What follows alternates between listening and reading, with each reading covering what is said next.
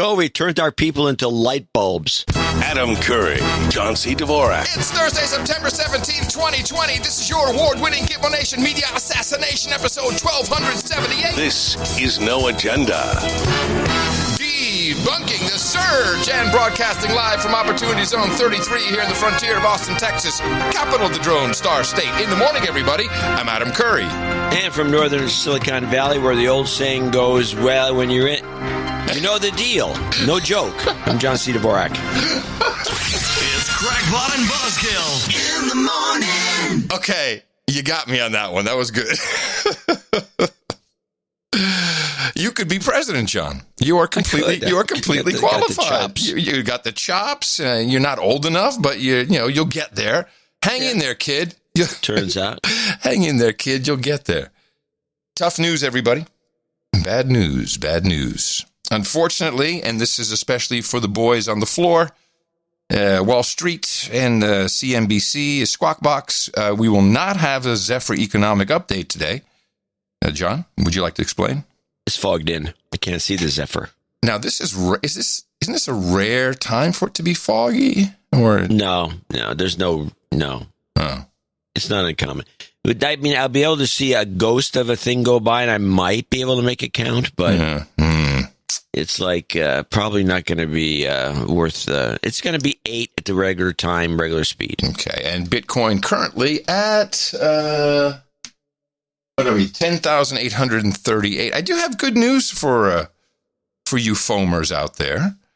A buddy of mine, colleague who used to work with in the Netherlands, Erik de Zwart.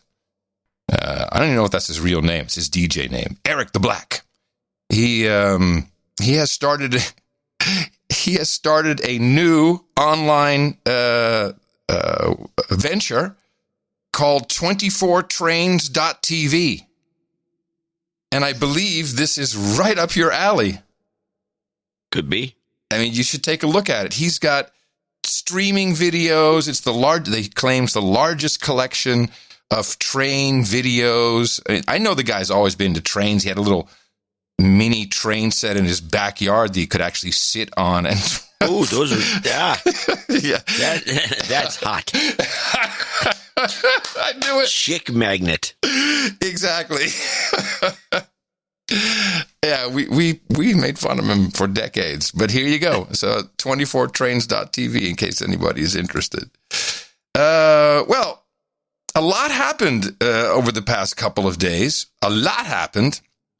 And I think with all the coronavirus talk, COVID, there was no room, of course, to talk about something actually interesting and, in my mind, somewhat outrageous.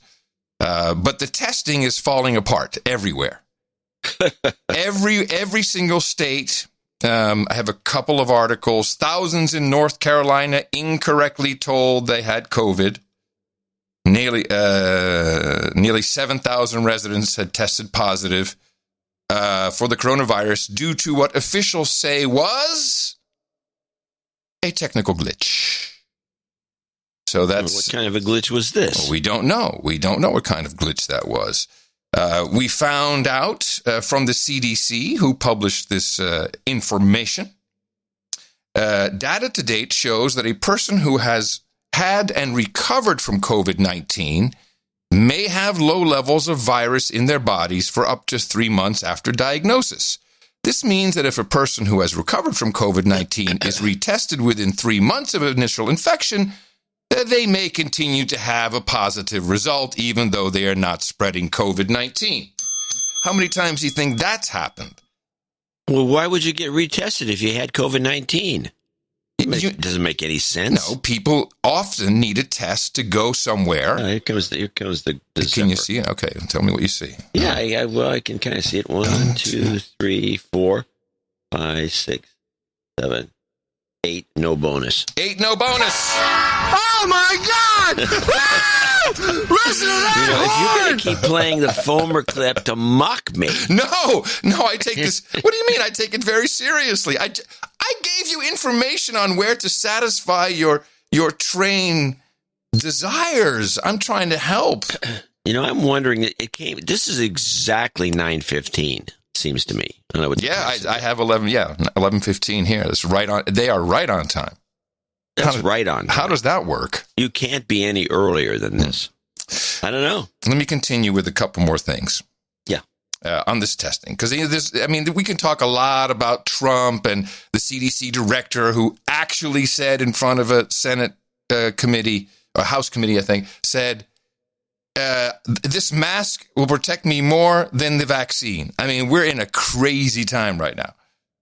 But Madison, Wisconsin, I have in the show notes a link to their PCR assay page, how it should be set up, which on page 26, steps 3F, gives specific instructions to which number of spin cycles the test must be set.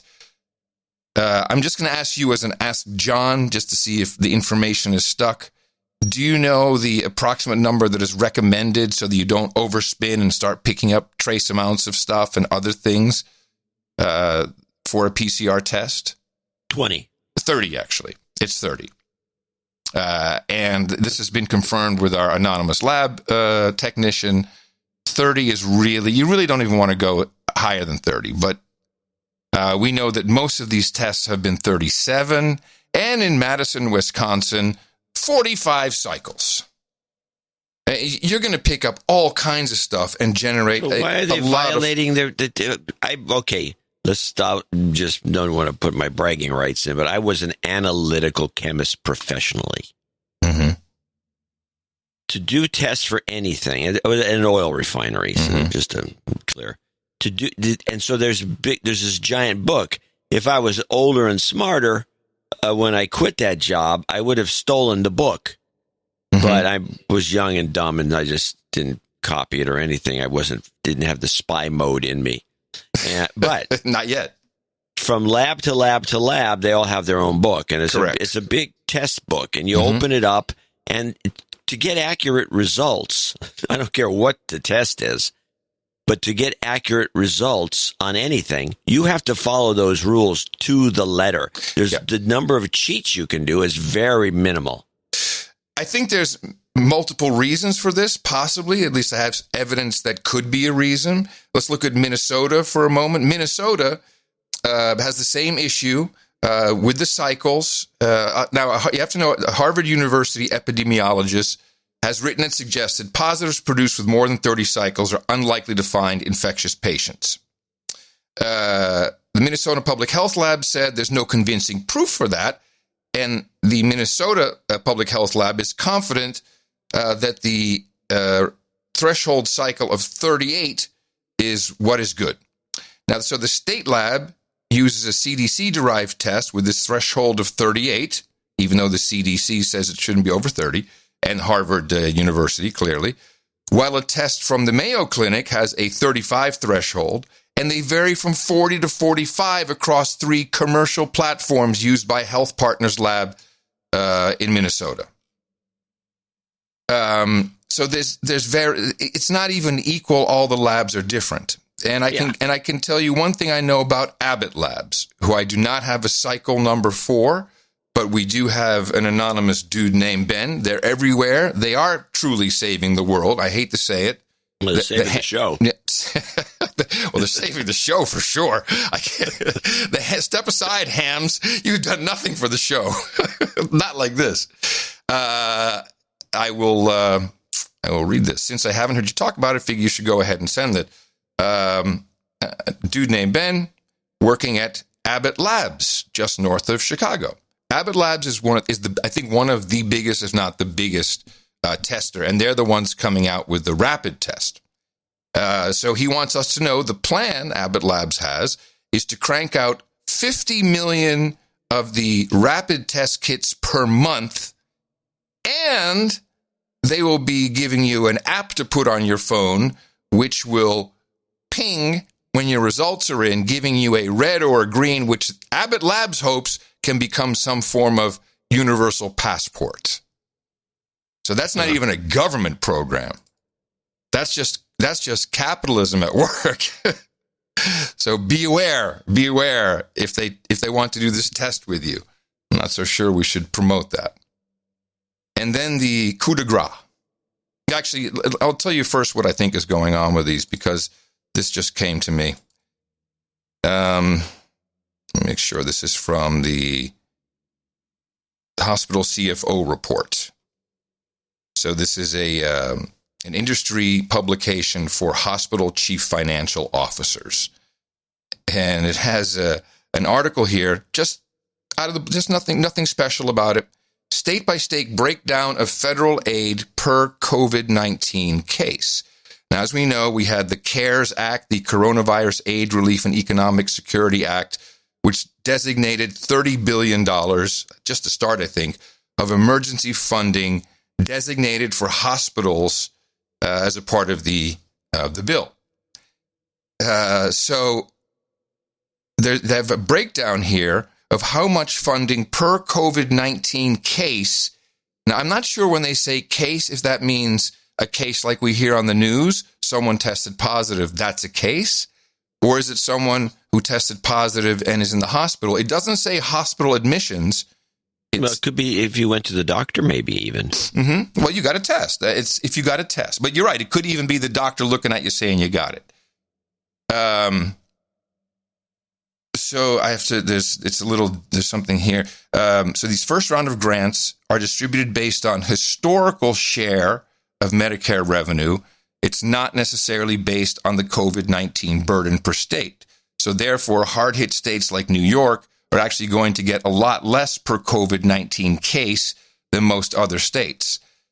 Are you ready to find out what some states are getting per COVID case?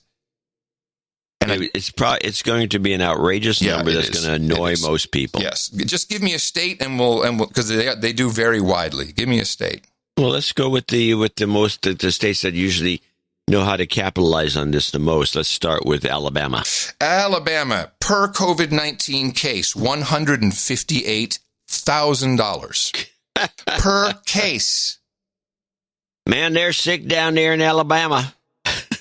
We got a lot of cases. Let's get those numbers up. What about Florida? Florida, let me see. Florida is $132,000 per COVID-19 case. Gee, per case. Isn't Florida the place where they had 100% of all tests? Mm-hmm. Isn't that interesting? Yeah, wow, what a coincidence. North Carolina. They say in Florida, coinky dink. Yeah, North Carolina, $252,000. North Dakota, $339,000 per case. What? Mm-hmm. Wyoming, $278,000 per case. Not sick, not dead, not on a ventilator, per case. I'm singing today, per case. And I think this is fraud, and this came up in an 8-minute-long clip. You think it's fraud? I'm going to prove it to you. What I was going to say is, I don't just think it's fraud. This came up, and now this is a very big deal to me personally. We had the surge in Texas. You remember, we were laughing about it for weeks. You know, you kept asking me, "Are you dead? Are you dead yet? Are you dead yet? Are you dead yet?" And where did this surge take place? Mainly in Texas, was Houston. Remember? Yep. And as a part of that, Governor Abbott came out and said, all right, we got a surge. We got to shut down the bars. It's the bars. Shut down the bars. Now, this is personal to me in this case, so I finally have something really personal about this whole disaster. You own a bar in Houston? Our friend Dale, who has owned his bar near Houston for, I think 15 years. It's kind of a rundown biker bar. He was finally able to get some PPE and after, almost closing the first time around. And then when the second time came, he said, I can't do it. And he closed his bar. And it was really his love and lust, this bar.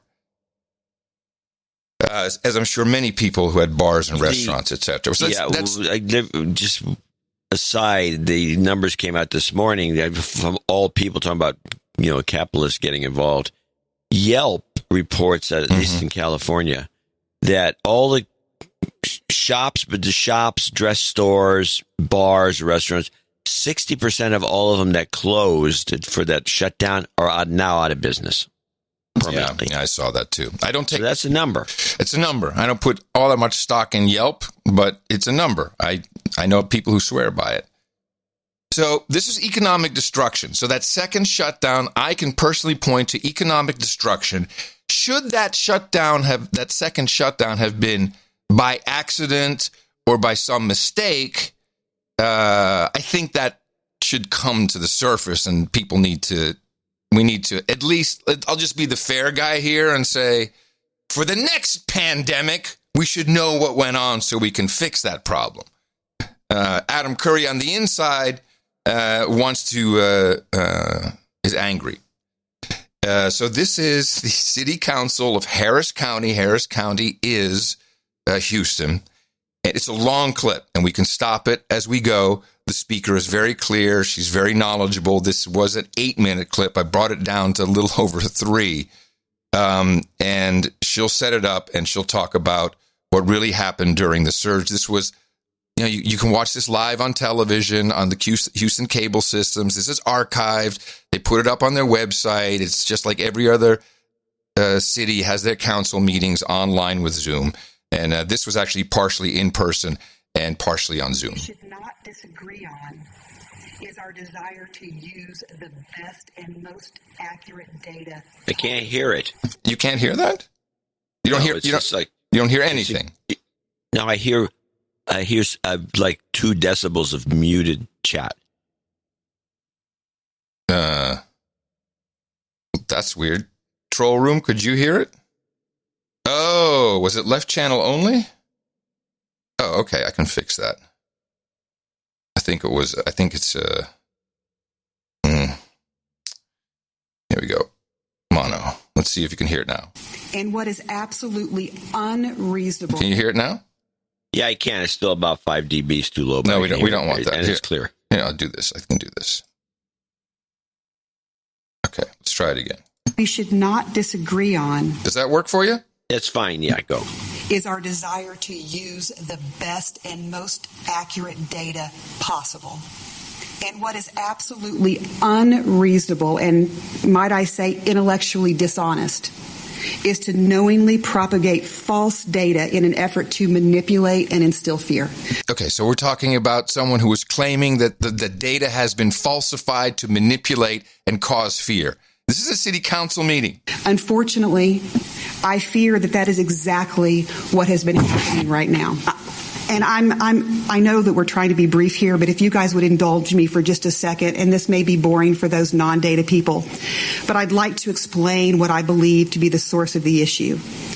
Prior to August 1st, the data system being used by the Texas Department of State Health Services could not keep up with the volume of testing that was being done in Texas.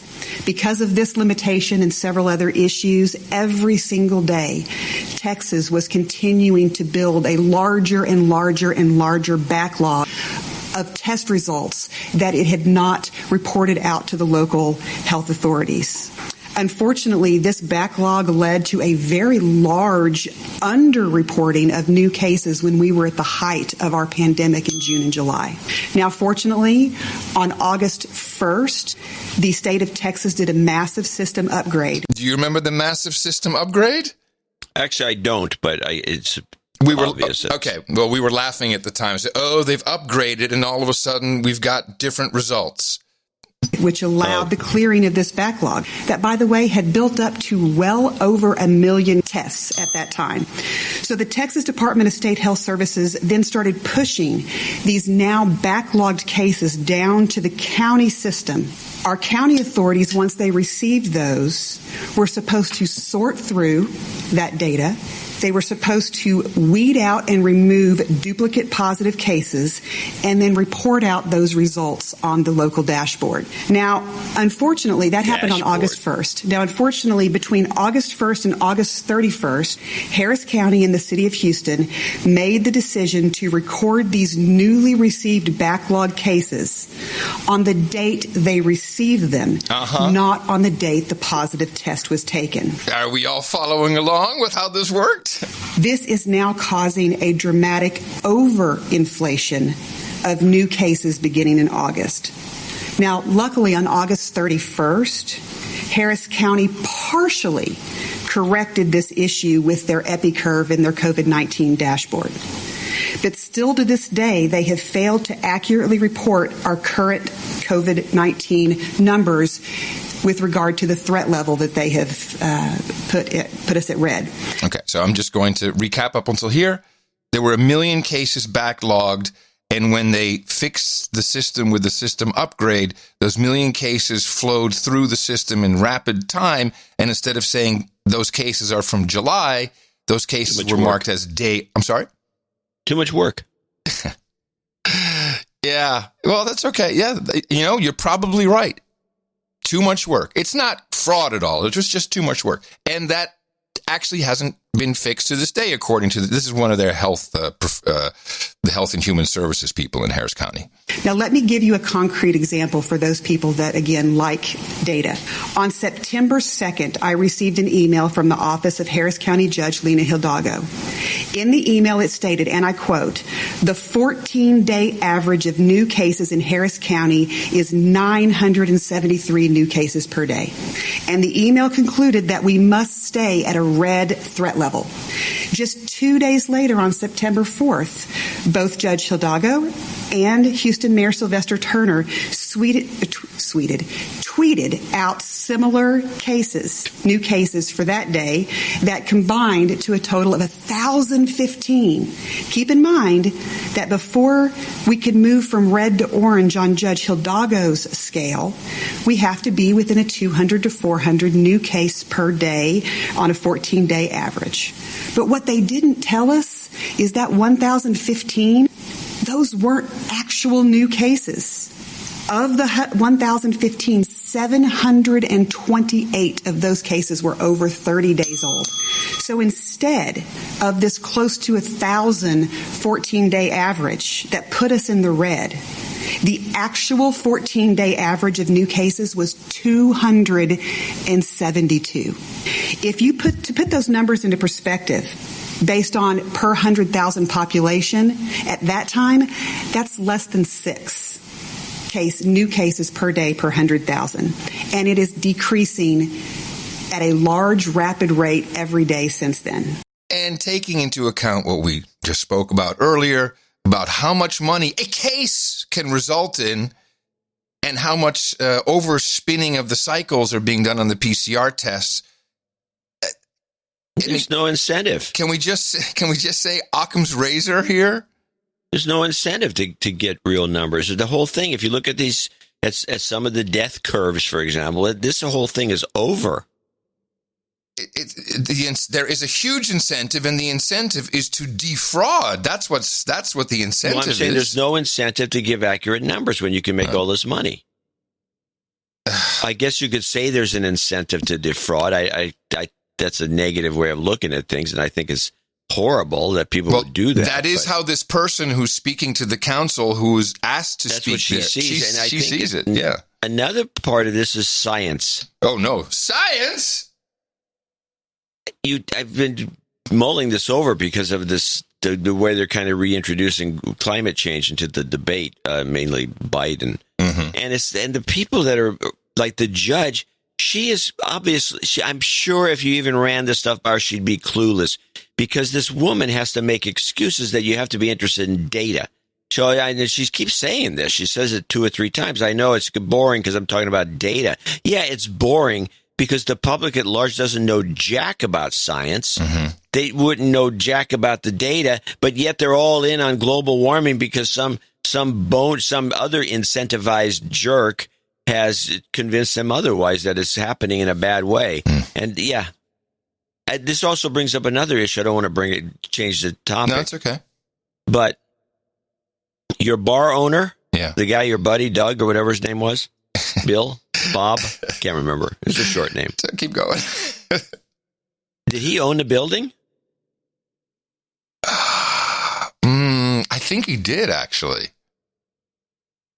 Yeah, no, I know he does, because now he does, because he's renting out some rooms above it or something, above the bar. Well, then he can reopen the bar. No, it's not all that. My point is, okay, this happened. But wait, let me finish my point, which was so many of these companies, little companies, and I think the real estate, commercial real estate, we know anyone who's following in this is in the tank and it's getting worse. Mm-hmm. But if you have your own building and you got your shop in there, whatever it is, I think the damage is going to be a lot less, but nobody does that. They get talked. We had this. No. Okay. What? I'm sure we can find plenty. Yeah, I'm sure we can find plenty of examples of how people can build back better. However, Dale did not have that option. Dale. My thinking is, this is a huge mess up, and this needs to be told, if only for the next scamdemic that comes along that we can be on the lookout for it. And so, Governor Abbott, I'm going after him. He's not going to the optimist. Go on. What do you mean, optimist? That he would do that? No, I know he won't do that. But I'm putting the optimist that any of this won't happen again. It's already happening in Australia, and they must know what's going on here. And it's interesting you say that. I would like Australia. We have a lot of producers who are under the thumb in Victoria. You guys got to start looking at this testing, and you got to start making noise about it. I got a boots on the ground report from one of our producers. This is the latest, a new bill from, as our producer says, Daniel Meinführer Andrews. For the next 6 months, the bill proposes trial stand without a jury, only a judge. That's a good one. I could stop right there. And these trials can be changed on the day of if they want. Any public health risk, including, quote, conspiracy theorists, which I think is anyone who doesn't agree with Dan, can be and will be detained for 2 weeks, supporting evidence not needed. Wow. And the police can search your house without a warrant. This is what happens, man, when they take your guns away. They get pretty brazen. Much. They get very, very brazen. My goodness. I feel horrible for all of our Australian producers.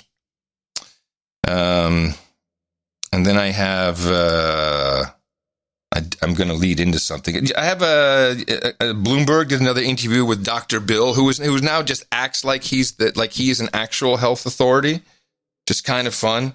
So amidst all of the Trump's forcing CDC and FDA to release a vaccine that's going to be dangerous just because he wants people to not mail in their votes. I mean, this is how crazy we've become in our country. So does he trust the CDC and the FDA? Well, I don't think Bill would say yes, and considering who he's allied with. Do you still trust the FDA? I think in the FDA, there's a lot of professionals. Historically, just like the CDC was viewed as the best in the world, the FDA had that same reputation as a top-notch regulator. But, there's been some cracks with some of the things they've said at the commissioner level. Hopefully the staff isn't pulled in that direction. What about the CDC? You made reference to the reputational damage that's been done to the CDC. Can you take what the CDC says to the bank any longer? Well, the CDC is largely being written out of the picture because you have people at the White House who aren't epidemiologists, Unlike you, Dr. Bill, I mean, you of course can speak about it, and you're not an epidemiologist, but okay. Sure.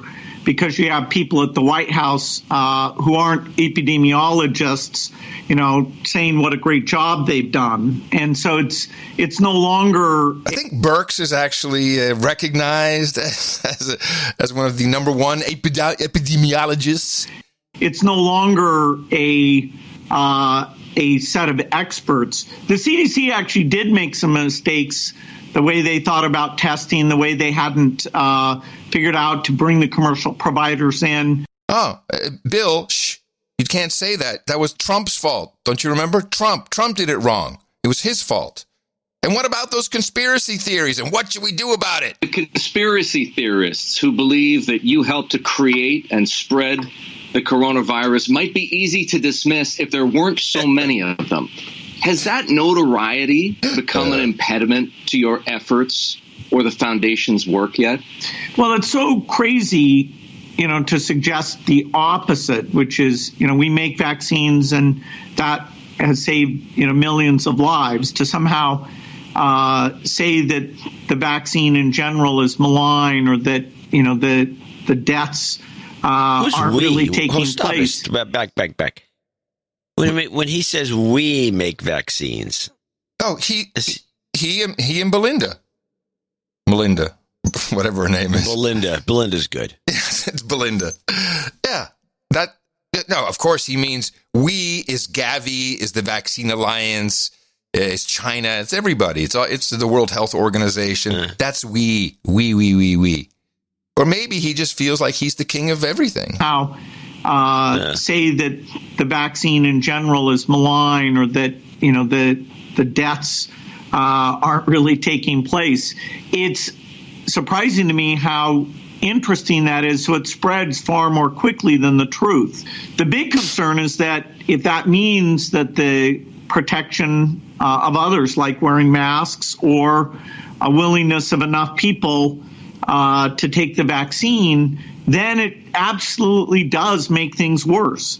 And the idea of how should these social media platforms try and avoid being the source of these sort of weirdly interesting falsehoods, that's a debate. I hadn't heard that when I was clipping it this morning. Instead of saying these lies, he says these weirdly interesting falsehoods. Yeah. That's an interesting... Why do you think he chose those words? That's what he is. Oh, okay. Source of these sort of weirdly interesting falsehoods, that's a debate or discussion we're gonna have to continue to have. Yeah. We got to shut people up, Dr. Bill. A few more items on the list. The Pennsylvania lockdown was challenged in court, and the ruling was, yes, it was unconstitutional. Matt Cernell, producer Matt, he did a whole breakdown of pure legislation analyst job, which I put in the show notes. I just pick a couple of one-liners out of it. The court says well-intentioned efforts are not enough to uphold unconstitutional issues. The governor actually never attended any meeting when this ruling was being made. Did participate in a couple of calls. A lot of talk about the unequal application of the law as protests were allowed. And page 23, language does not preclude protest. The plain language of the orders makes no exception, which seemingly run directly contrary to the plain language of the May 27, 2020 order. However, the record unequivocally shows that defendant, that's the governor, permitted protests, and governor participated in a protest which exceeded the limitation set forth of his order, which I think was 6, and did not comply. So, hey, you also participated in it.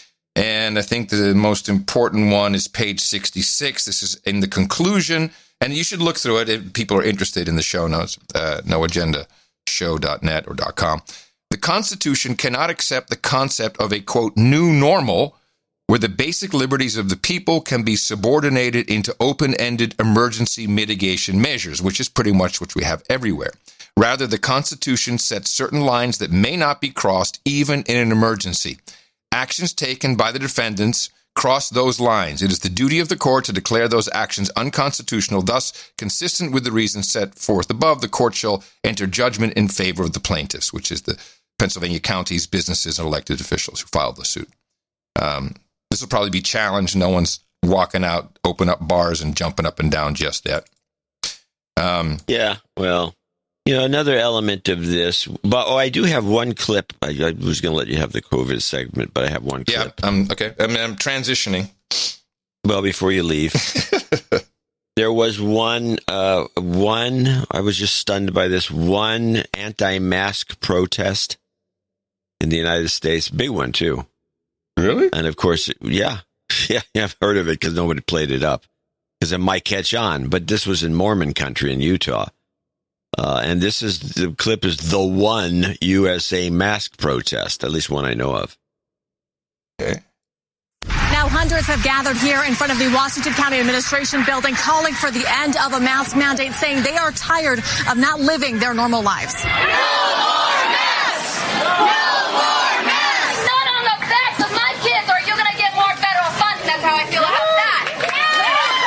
A passionate call for action Friday morning in St. George. Several police officers on standby as many locals called concerns about coronavirus spikes overblown. The flu kills more than coronavirus. Others calling the virus a hoax or stating that asymptomatic carriers simply do not exist and they cannot be forced to wear masks anywhere as citizens of the United States. If we want to wear a mask, that's fine. We can take care of ourselves. Some rally attendees say they shouldn't ever wear masks if they have any medical issues or mental health concerns, or if they feel they simply can't breathe. When George Floyd was saying, I can't breathe, and then he died, and now we're wearing a mask, and we say, I can't breathe, but we're being forced to wear it anyways. But many stated that they believe in all cases masks jeopardize kids' health. Parents are demanding they have the right to decide what to do with their children. I'll tell you another reason I hate masks. Most child molesters love them. School administrators responding that they don't understand why crowds are protesting them based on a mandate given by the governor. They blocked off the front entrance to the school building,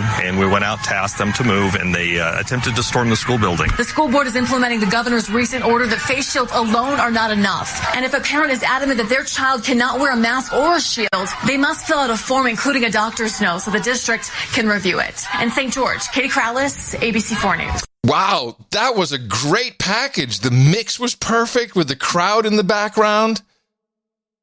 The whole thing, there's the elements of propaganda within that piece were just phenomenal. Well, they had the old lady bitching about pedophiles. That was the best part. You could have ended the clip right there. It would have been clip of the day. No, I could have, but I wouldn't. It really wasn't clip of the day. But the real piece of garbage in there that they threw in to make it so like, oh, these people are just nuts. Yeah. These crazy people. Yeah, is having. Out of the blue, putting like a 6-year-old midway through the clip saying, the flu kills more people than the coronavirus. I mean, why do you do that unless you're trying to denigrate the whole notion of the thing? I mean, you put a little kid in there. Oh, what? And so the viewer watches, like, oh, well, it's a little kid. He doesn't know anything. He's a stupid little kid. I mean, this thing was a piece of, they kept down the numbers. 100 of people. It was like at least 1,000, maybe more. The way they played it, it was just really a piece of propaganda that was. They had to cover it, I guess, or somebody was bitching because maybe this is going on a lot. But they're not covering it. Interesting that. Well, of course they wouldn't cover that. We know why. Still good that the local news at least covered it. Anyway, so we have a new what is supposed to be a new player on the scene. Li Meng-yan. And Li Meng-yan is the researcher who has published this 26-page document with unequivocal proof that the coronavirus was manufactured in a lab, and she's been featured the last 2 or 3 nights on Tucker Carlson Tonight. I didn't clip it because it's really hard to kind of parse it unless you know the context. You can't even get something out of a clip. That's just, she speaks English. I think it's hard for audio. But her main drive is, besides the lab creation, which I think everyone kind of knows what's going on. Yeah, that sounds about right. She said Frankenstein. It was put together from different bits and bobs. Okay, yeah. But then this was called right at the beginning by that French guy. Sure, but then this is the reason why I'm talking about her. Then she goes on to say, "Oh no, this was created by the CCP and the People's Republic Army, whatever what do they call it? Yeah, the Army. Yeah, the Army." And it was People's Liberation Army. Thank you. And it was intentionally released to the whole world to cause destruction, which is not in her document. That is her message. And Tucker is lapping it up. And although I don't disagree, I do have to call out the bullshit that's behind this, or at least something that you need to be aware of. And this is Bannon. Banyan. God. I had my eye on Banyan for a while, and I knew I'd heard this woman's story, and she was on Banyan's War Room Pandemic podcast, brought to you by NetSuite from Oracle. You need it to fight the pandemic. You got NetSuite as an advertiser? It's completely irrelevant because he is 100% funded by Miles Guo, G-U-O. That is his U.S. name. And Banyan had Li Mengyan on in April. I remember her whole story. Oh, yeah. This report was released by the Rule of Law Society, where Li Mengyan works. And this is set up and funded by Miles Guo. And if you look into any of this Miles Guo stuff, you look at their website, which is rolsociety.org, Rule of Law Society, you will see Bannon on the homepage, Bannon up, Bannon down, everywhere it's Banyan, and he will be, well, listen to this 1-minute clip where Banyan is talking about the great Miles Guo, who may be a great guy, but he's being paid to use his mastery and tricks and whatever it is he does against the CCP, and he's basically a paid hitman for this. Miles Guo is going to talk about, at the end of his presentation, something for the Chinese people and for the victims. He is setting up and going to establish a $100 million fund called the Rule of Law Fund. And his principal focus is to assist the families, the victims, the friends of the missing, the imprisoned, those who died under mysterious circumstances regarding suicide or just happened to fall off 40-story buildings, and also those that had their assets stripped and impoverished their families. Miles Guo will announce today that he is prepared, as he's starting this fund, he's going to fund it, and it's going to not only look to get information and help those victims in mainland China, but hold accountable those institutions in the West, specifically in New York City, in the city of London, and other financial capitals that have aided and abetted this reckless behavior. So, name names. A couple things. The $100 million fund is a fund that Banyan controls. I think it's the Rule of Law Society 4. So there's been more of these funds. This is we know, and it's a 501c4, which means it's for lobbying and it's not tax deductible. So it's going to be spent on, here's according to the FAQ, donations will be used to pay expenses associated with the vision and mission of the society, including legal fees, expenses associated with political asylum applications, forensic accounting and auditing fees, investigation fees, education, conferences, and seminars to promote the rule of law in China. Can you say webinar? Media expenses. Expenses incurred to protect the security. Expenses incurred to protect the security of whistleblowers and victims, administrative and operational expenses, and disbursements directly related to the purpose of the Rule of Law Society. So Banyan and his whole operation, NetSuite by Oracle, is probably a freebie. It's all paid for by Miles Guo. I'm all for the mission. I'm okay with people going after the Chinese Communist Party and going after organizations in the U.S. and the U.K. and wherever else where they're embedded, ingrained, and I like it. I really don't like that there's no transparency on this guy, even though he's... Of course not. Yeah, I just saw... And then, this is a money maker for him. It is a big money maker. This is like that wall project down in Texas, wherever it was. The first thing he did is he made a music video with himself and Miles Guo and Miss Yan featured prominently. It's called Take Down the CCP, and it's hot, baby. It's hip. It's happening. Take down the CCP. Take down the CCP. CCP. CCP. Take down the CCP. Take down the CCP. Wait until you get to the hook. Take down the CCP. Take down the CCP. Take down the CCP. So Banyan got some of his music industry buddies, and they created an anthem, and it's good too. The Take Down the CCP. It's an anthem. He knows what he's doing. He is creating a color revolution on the Chinese Communist Party, and he's well funded. And I think it's fun to watch, but I need to watch it from that perspective and not like, Tucker Carlson, like, oh, most important. Oh, no one's talking to this woman. The social media is taking her accounts down. Of course. Doesn't matter who it is they do that. That's a different issue. Anyway. Well, I don't believe for a minute that he's trying to take down the CCP. Oh, that's what he's told Miles Guo. You better believe that. Well, maybe. That's the pitch. Yeah, the guy's a billionaire, He got money. So why not? Why wouldn't he? Hey, I can take care of it. Bannon seems to be just I don't want to use the word grifter. It comes to mind, doesn't it? But he's been he was at the White House, and he's working for Trump, and then he wrote a book so he can make money off of working for Trump, and slamming Trump. And he probably we think he probably or I think for sure he did the what's the name of Bolton the book. Walrus guy? Bolton Cuckoo, Cachoo.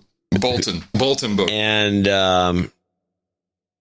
and he's always wearing this outfit that looks like he should be standing on an open air Jeep, painted a kind of a sand camouflage, like he's in the Saudi desert. He's got that jacket with all the pockets. And I mean, the guy. Yeah, exactly. The guy, I've come to the conclusion that he's just. Somehow he has a piece of the action for the Seinfeld show. He was a producer in Hollywood. This guy is a hustler. And I don't believe he's serious about any of it except lining his own pockets. I'm totally convinced. Yeah. I don't like him any. I actually kind of like, somehow he had his hooks into Breitbart. How did that happen? Well, one thing after another. And I've heard his speeches. Yeah. People should go out and listen to a whole Bannon speech. It's very good. Oh, yeah, but the guy is think very it's good. derivative. It's derivative. He's taking his material. He's taking his material from here and there, and he's putting it together, making a nice piece. If this guy was really that into taking down the Chinese CCP, he'd already be dead. Yeah, possibly. But I think he's probably working with the Chinese government, for all I know, just to grow to spend money. Oh, that's quite the accusation. I hadn't even considered that. Nah, I think there's some code of honor that he's all in. It's just what kind of code of honor is a guy who works for Trump, helps promote some of the he's technically Trump ideas, and then turns on him? What kind of code of honor is this guy? No, but who knows what? That's wrestling to me. Who knows what Bannon and Trump have worked out? I've heard Trump say he's much better on the outside right now. Yeah, because he's going after CCP at arm's length. And he'll go, he's going to do the whole forensic accounting analysis of companies and organizations. I'm all for that. Names. He did this thing. Name one name. One name. Give me one name. I got no names. Of course not. Bannon looks like he should be hosting Yacht Rock on Sirius XM. Have you ever heard that channel? Yacht Rock. Yeah, it's like this channel for people who have boats. it's like Rupert Holmes, Pina Colada song, a little Steely Dan. It's what you kind of want to be blasting when you roll up to Saint-Tropez. Yeah, it's Yacht Rock. He looks like he'd be perfect for that. And meanwhile, I think it's Alicia Garza, who is one of the co-founders of Black Lives Matter. She has a secondary, it's probably tertiary, or God knows what comes after that. Not much. She has another nonprofit, which, what is this thing called? It's the Black Futures Lab. The Black Futures Lab transforms Black communities into constituencies that change the way power operates. Mm-hmm. Yeah. Locally, statewide, and nationally. So in other words, she went out with her donation machine with her Black Lives Matter pitch and Marxist ideology behind it all, and went up to a couple of rich people and said, I'd love to give you some money, but, it's just not going to look good if I do it because you guys are kind of like Marxists. You know that, right? She says, I've got another idea for you. Well, actually, Wow, that was here. We just had a huge thunderclap. It sounded like a thunderclap. Look at it, it's still going. It's another one. You getting a storm? Could be Antifa. No, she actually actually went to the Chinese Progressive Association, which is a complete CCP operation. Wow. She sold out to the Chinese government. Yeah. Let me read the rest of the description here. That is pathetic. The problems facing our communities are complex. The solutions require experimentation, innovation, and political power. We deserve elected officials that represent us, policies that improve our lives, and policies that reflect our lives. Are you ready to join us? Yeah. Oh, she even says Black Futures Lab is a fiscally sponsored project, which means she has no P&L. We know that trick now. Fiscally sponsored means you're on the P&L of the actual 501c3. There's another one. Boy, this is good. And she says the Chinese Progressive Association. Shoot, man, I'm sorry. I feel kind of bad. Why didn't I look those guys up on GuideStar? Let's take a quick look at their Form 990, see how much money they have. Oh, they got plenty of money, and I'll bet you that it's all straight from China. This is really a sellout. They should investigate this woman. She should be in front of one of the, the houses. The House Committee. They're all Democrats. They're all in, too. As far as they're concerned, might as well all be run by China. So the Chinese Progressive Association in 2018, they haven't filed 19 yet, had gross receipts of $5,240,000. Oh, that's minor. Yeah, it's just... underneath that, we have the Chinatown People Progressive Association. this is spread out. You know how this works. Oh, yeah, that's what you do nowadays. Yeah. You put in all these different... If say you have $100 million, you look like you're greedy. No. Let's have 20 operations. Yeah, we can't have that Curry thinking that we're doing something over here, damn it. Each with $5 million. Well, maybe we can even do more than that. So, this is now blatantly out in the open, but we know exactly... We've discussed so many times who Black Lives Matter, who is run by, who the foundations are run by, the former radicals from the 60s, Rosenberg, and what's the other guy who ran the workshop? It's nothing new. It's the same people, but then you actually partner up with the Chinese Progressive Association for another black charity that you've come up with.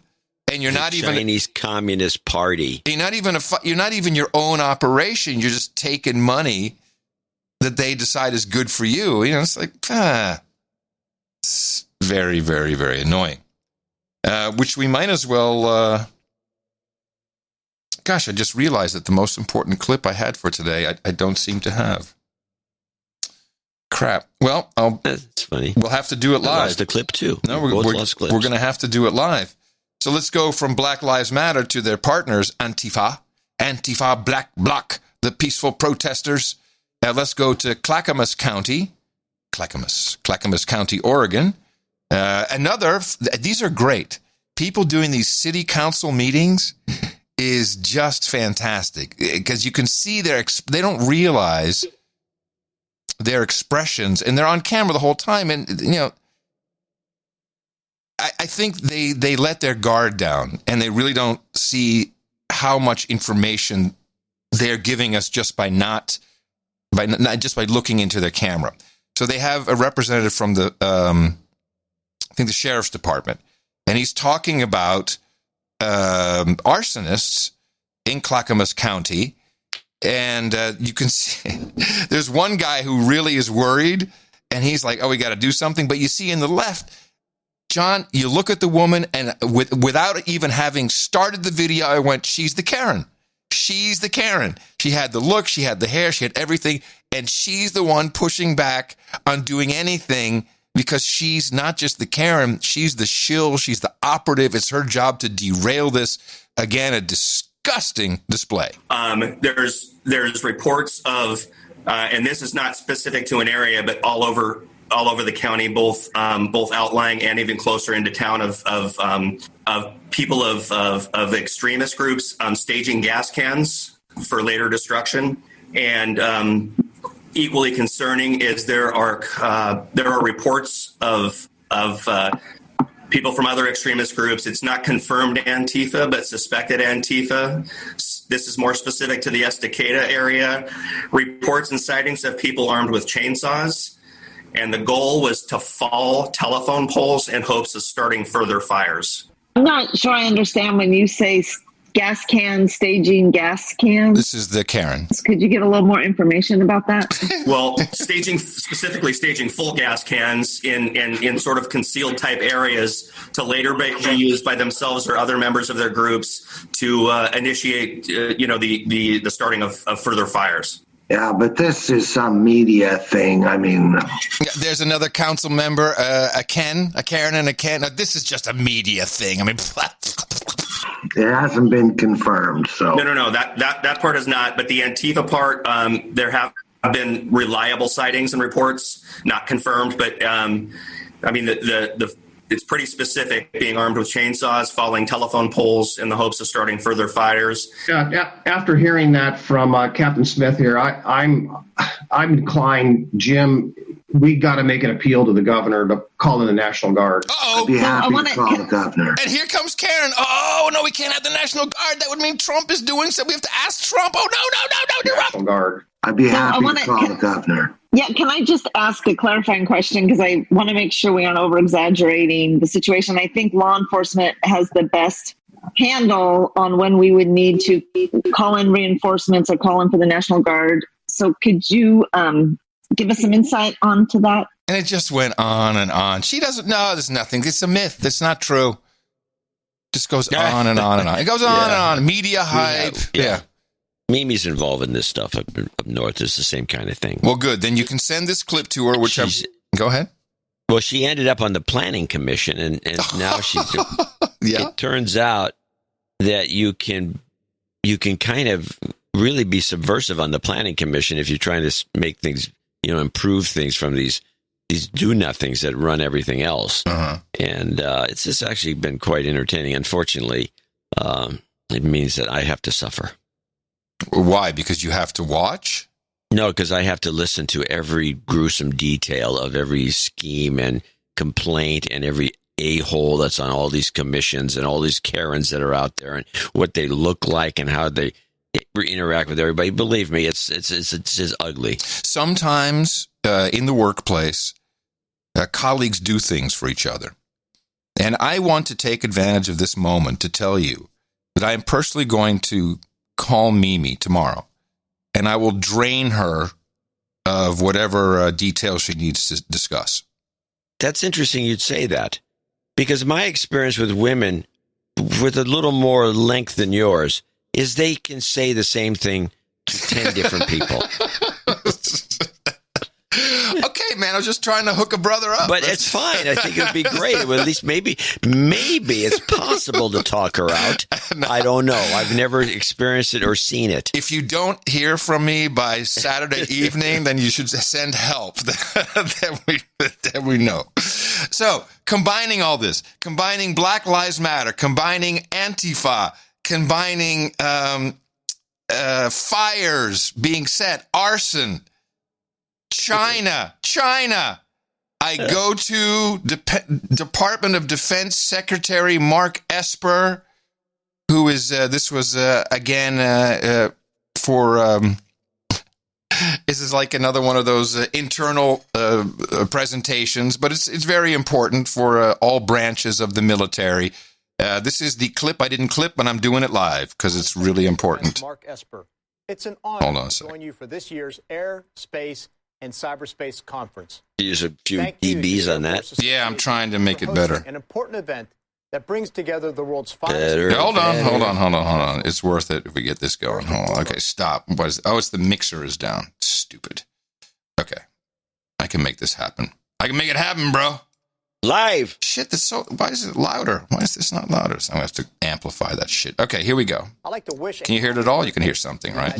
No. Okay, really. Hold on. For 73 years, and counting, this is horrible. Blast this shit. Unmatched power and unyielding vigilance across the globe. As we look toward the next 7 decades and beyond, emerging technologies are fundamentally altering the character of warfare. Hold on. No good. Our air, space, and cyber personnel will be at the forefront of tomorrow's high-end fight. Here we go. In the years ahead, wars will be fought not just on land and sea, as they have for thousands of years, or in the air, as they have for the past century, but also in outer space and cyberspace in unprecedented ways. Preparing for this requires modernizing our force for high-intensity conflict. It requires strengthening our network of allies and partners, and it requires expanding our warfighting capabilities across all 5 of these domains. In this era of great power competition, we cannot take for granted the United States' long-held advantages. The Air Force, in particular, has maintained uncontested air superiority for decades. Get ready. With persistent intelligence, surveillance, and reconnaissance, and precision airstrikes anytime, anywhere. However, our near-peer rivals, China and Russia, seek to erode our long-standing dominance in air power through long-range fires, anti-access aerial denial systems, and other asymmetric capabilities designed to counter our strengths. Meanwhile, in space, Moscow and Beijing have turned a once peaceful arena into a warfighting domain. They have weaponized space through killer satellites, directed energy weapons, and more, in an effort to exploit our systems and chip away. Directed energy weapons, which I have been scoffed at and laughed over for a decade. Now the Secretary of Defense says China and Russia have killer satellites and are using directed energy weapons, which could easily scorch a couple of places in Portland where it's already messed up. Why, as you pointed out, why not Canada? Nothing going on up there. Is that climate change free? I never said anything about Canada. Yeah, you made a good point about Canada. There's no fires there. Why are there no fires? No, so most of the fires are on the West Coast. So there's an admission and acknowledgement of directed energy weapons from space and that they've weaponized it. They didn't say that. His reference to directed energy weapons was within the discussion of satellite to satellite, taking one satellite out, the space wars. I'll take the way I heard it. He wasn't talking about people firing down at us. Systems. Oh, okay. So we're all really nice and we'll just shoot the satellites. We'll never shoot down to the Earth. Come on. There's not enough juice in one of those satellites to get any density on the energy. It's just not going to happen. Okay. At least that's fine. Fine. Can we at least agree that directed energy weapons are a thing? They exist. Thank you. I think that's a little bigger than you want it to sound like, but I think that's a huge deal that admission is out there. Well, I didn't think that was a new thing. Well, sorry. It's something that I've been called a crackpot over for a long time. Yours not just a... I mean, I don't think directed energy weapons are a well-known phenomenon. I mean, it's something that's been done. It's been invented. Your thing is specific to the fact that they're shooting down and blowing up little towns in the United States and leaving a house or two just so they can laugh at us. Oh, look at that. No. The Chinese are funding a portion of Black Lives Matter. They're behind the coronavirus. They're everywhere. And now, just to make it a little bit worse, their number one enemy, President Trump, they're going to start fires everywhere. I mean, it's not that far-fetched anymore. But okay, no, it's just a bunch of really smart politicians. They've got it all figured out. No, it's a bunch of punks driving up and down the freeway, lighting fires. No, you're wrong. You're wrong. It's climate change. Here's Gavin Newsom. Just think, in the last few weeks alone, we've experienced the hottest August in California history. We had 14,000 dry lightning strikes over a 3-day period. We're experiencing temperatures, world record-breaking temperatures in the state of California, 130 degrees, arguably the hottest recorded temperature in the history of mankind. No. I have that clip. You have the clip of what? I had that clip like a month ago showing that Palm Springs 100 years ago beat that record. It's that record's not the record. It was 139 or it's 134. Yeah. Do you remember what that clip would have been called? Because I couldn't find it. Palm Springs? No. Anyway, could be Palm Springs. Could be temperature. Could be record. I don't know. Record. Well, I'll look for it when we play the rest of him. But it's been. If you look it up on the Wikipedias, you get what did I see? It was like 137 in Death Valley in 1913 or something like that. Yeah, there you go. State of California, 130 degrees. Yeah, it was Death Valley. Yeah, Death Valley. Right. Arguably the hottest recorded temperature in the history of mankind. History of mankind. Not just. Can you turn your speakers down a tad? Not just California. The history is of all mankind. Bullshit. In the state of California, just a few weeks ago, we had 121-degree temperatures in L.A. County. Burbank Airport, 114 degrees. It was 103 degrees in one part of the state of California at 3 in the morning. You've seen the images now strewn across the rest of the globe. These orange glows, the quarter-inch thick snow that is these ashes that are flying hundreds of miles. He throws, for some reason, man, do you really... I'm coming back really loud from you. I don't know why. Nothing's changed. Well, you probably turned it up when I turned it down a second ago, and now it's louder. I don't know how that works. Okay, I'll just turn up the gauge. Away from these fires that we are experiencing. North California, 800 miles down North the California? southern part, near the border of Mexico. He's a wreck. It's unbelievable. No, I'm sorry, it's not unbelievable. He admitted in that same press conference that they have stopped doing fire prevention about a decade ago or longer. Now, the other accusation is that this is government, this is federal land, and it should be Trump who does that. Since when? That 60% of it is federal land. I'm just telling you what I hear the argument is. I don't know if it's true, so I'm asking. Well, I'd have to look into that argument. I don't think that's true, but it's possible. It's possible, and that would be a good excuse. Would you like to hear a guy who just lost his job? Yes. Well, no, but yes. Are you familiar with Judd Apatow? Oh, yeah, I know this story. For me, I think what I perceive as more chilling is a corporate type of censorship that people don't really notice, which is a lot of these giant corporate entities have business with, countries around the world, Saudi Arabia or China, and they're just not going to criticize them, and they're not going to let their shows criticize them, or they're not going to air documentaries that go deep into truthful areas because they just make so much money. So while we're all going, can we say this joke or not say that joke?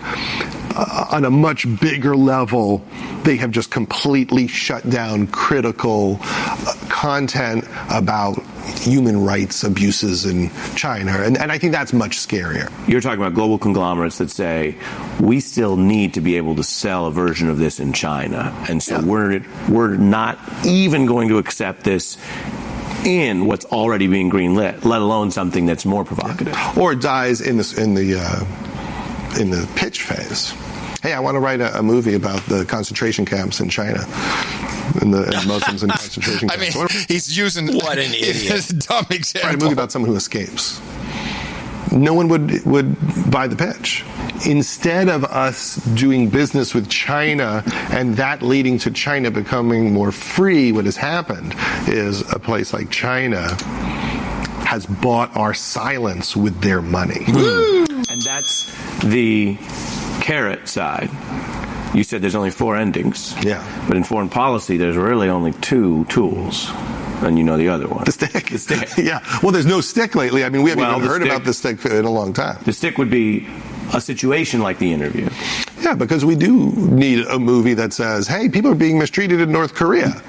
And so the aftermath of that might be that if you wanted to pitch that today, nobody would ever consider it. But what is the result of that is we never wake up our country or the world through art or satire that people are being mistreated in our country or other countries. And so that's very dangerous.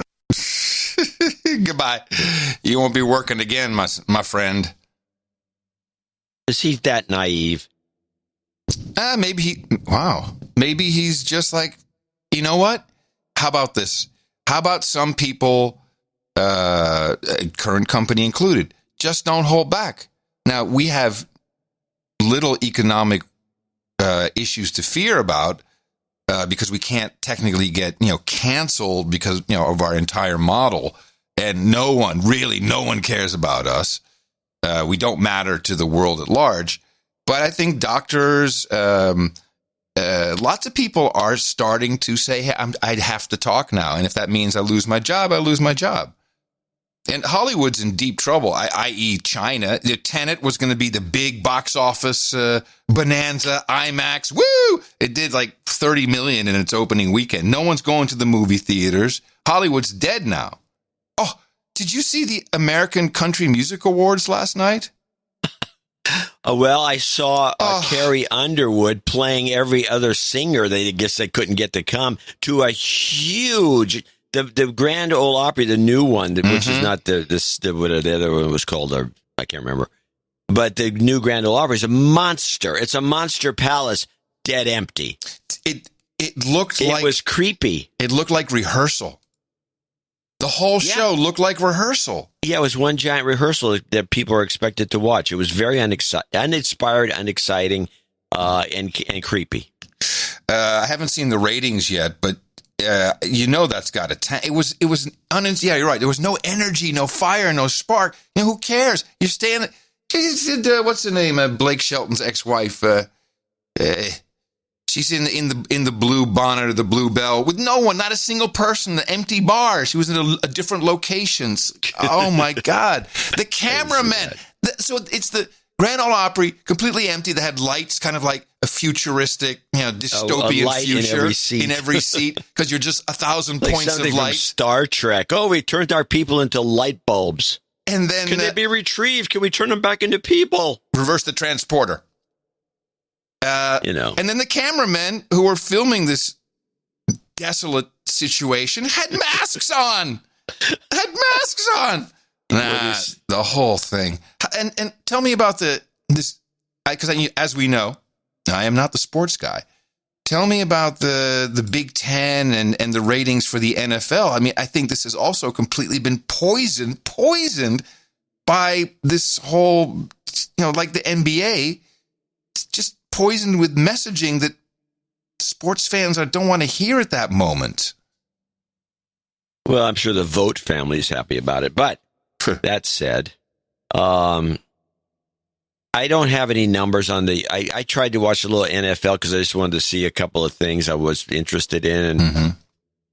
And it turns out that I wasn't interested in really actually even watching a game. There was something missing because there is an interaction between the audience and the teams. And there's that energy is missing. And it seems to be a big deal. I mean, you can have fake noise. I mean, the baseball guys are doing the best. And of course, the Oakland A's are playing the best because they've always played the empty stadiums. So they're good to go. But except for them, the rest of this has been just, it's low energy. It's the energy that's missing. And I think you saw the same thing in those country music awards. You could fake it as best you can, but it's like just a glorified rehearsal. It's really there really is something to reason there is something behind an audience. That's why when you go to a Broadway play and there's no audience there, the actors can't perform. They can't get it. They can't get it together. They can't pull it together. There's so many small things that technically can be different that can make a huge difference. And I think having an audience is a technicality really in the live show business, because it all happens on stage. Yeah, you're lighting. There's no reason for it. There's no reason to have an audience in a modern era when you have television cameras and it's going out over the air. Right. But yet, without it, the TV show sucks. It's real. Joe called me yesterday morning. Joe wrote. It's canned laughter. Now we have a canned audience in the baseball and football stadiums. So Joe called me yesterday, and he says, "Hey man, we need to do a do-over." And he started apologizing. I said, "No, man, I apologize because I was also completely focused on a couple things I wanted to talk about, and I didn't read the room right, and it took us 3 hours to get started." But we both agreed the biggest problem we had is that we weren't using headphones. He said, "Man, the headphones it made me act completely differently." Yeah. And I said that. I believe this is true. Yeah. Now, you liked it. You thought it was dynamite, but I think it really screwed up the whole kind of conversation. Well, it made probably both of you uncomfortable if you've never done it. I mean, I've not only done it before I started doing it on the podcast, because I first had the experience. I've told the story before. Well, tell it again because I kind of forgot it. I was floating around doing it on a book tour for my telecom book, or one of the big giant books, that is a big fat book. Oh, yeah, with the star on it, instant bestseller. Yes, instant bestseller. It had a sticker on it. It was beautiful. So I had a publicist that sent me around the country, and then I went to Canada. I went to Vancouver, BC to do the Bill Good Show. And this was during an era in the late 80s where people thought tech was cool and they wanted to talk to people because they didn't know what a hard disk was. This kind of thing. Was that long ago? It was a while back. But I did the Bill Good Show, and I've done radio in college, and did other stuff. But so the Bill Good Show was no headphones. And it was like you were going to do the show with no headphones. It's a radio show, so you could put headphones on. What difference does it make? And it's fun to have headphones on because you can talk like this. And so I did this show, free air. It's a free air technique. And Bill Good didn't like headphones at all, and he didn't like his guest having them because he just wanted to talk to you. He talked into the mic, but you'd hear him from where he's talking, not through the headphones. And you get used to it after about an hour. You go, it's kind of cool. And so I started doing it. It turns out that there's something free.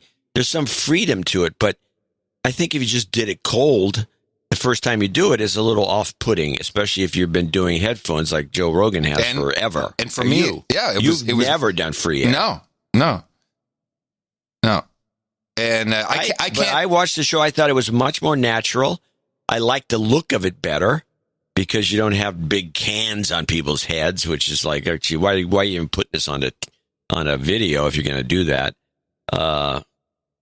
If you watch video on TV, nobody's wearing headphones. They're not doing, they're not doing headphones. They're wearing lavalier mics. They don't even have a big fat mic in front of them. Well, and for people who didn't pick up on this yet, and we do have a lot of new people, John doesn't wear headphones on the show. I cannot imagine doing the show without headphones. I can't imagine doing any kind of work like this without headphones. In fact, without headphones and without hearing aids, I can't hear shit. So, and the hearing aids thing, by the way, one of the good reasons not to wear headphones is because, and it's like you don't hear about this when you're in college and you're wearing headphones, but they make you deaf. What? Not as bad as earbuds, but it's really hard on your ears. What? Gavin McGinnis, founder of the Proud Boys, had a very interesting response to my appearance. Joe Rogan gave me a shout out last night. He had, I think, Adam Curry invented the podcast, apparently. He's the Podfather. The Podfather? He's a fucking retard. So Joe made it his first guest, and the guy, he doesn't understand anything, and he has an irritating twitch. And okay, so Gavin picked up on my Tourette syndrome, but and of course he picked up that I'm a fucking retard, which is really, it's interesting that I think he was mad that he wasn't a guest or something, and I was the wrong first guest. I don't know what his deal is. Any guy who the first guest, the reason you were the first guest, I might remind people, is because you're in Austin. This is the Austin studio just opening, and you had a lot to do with helping Joe transition to Austonian life. Yes. So you're a logical first guest. I find it. What does McGinnis got? What is his thing? I don't know. His thing is apparently putting a dildo up his butt on camera. That's all I could find out about him. He did that? Oh, yeah. It's all over. That's classy. I got nothing against him or I think the Proud Boys probably, I don't know. It seems like a nice bunch of guys to hang out with, but yeah, right. I don't know Gavin. But yes, I do have an irritating twitch. And because I've now spoken about this I've been doing it for years openly on the show, but on Rogan, it had some impact. So now I've been invited on the Tourette podcast. Who knew? I ensured it was a Tourette podcast. Oh yeah, I ensured it's at podcastindex.org. That's got to have huge numbers. Well, you might be interested in the most recent episode, and I will go. Of course, I'd love to be interviewed. I think it's sponsored by the Tourette Society of America. Who knew? There's a whole club of people that I belong to. That I am a victim. This is my card. I'm playing it, Gavin. I'm playing my victim card, man. And on this episode, short clip, he had this guy. Talk about strikes. Guy has Tourette's.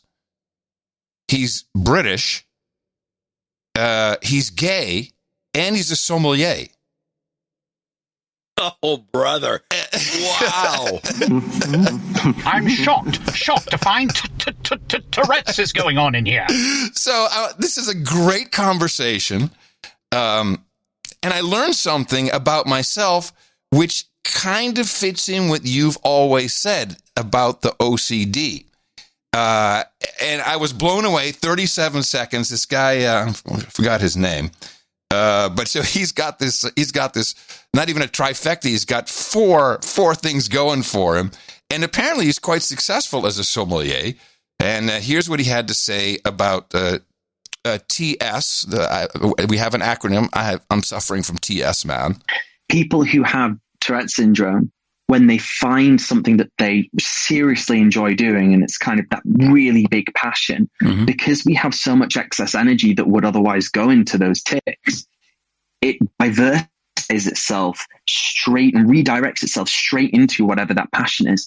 And so we end up putting all that extra focus and all that extra energy into that one thing, which just completely sets us apart from everyone else. We just raise the bar because all that energy goes into fulfilling our goal. The messaging that I'm putting out across all these articles, it's Tourette syndrome is not a weakness. It's a superpower. Exactly. Superpower.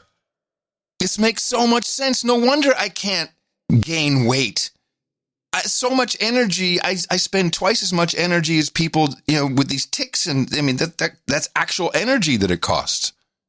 And when I'm doing something that I'm really interested in, like the show or preparation or, studying or, I can completely get into the zone. Nothing but sense. And I never thought of it from that perspective. Yeah. And it's a superpower. But that reminds me of other people I know that have Tourette's. I know a lot of people that have Tourette's. I'm kind of what is it? You're a Tourette's attractor. No. What's the thing in the gay list? The sympathizer, like gaydar? You mean Tourette's dar? No. There's TT. What is it?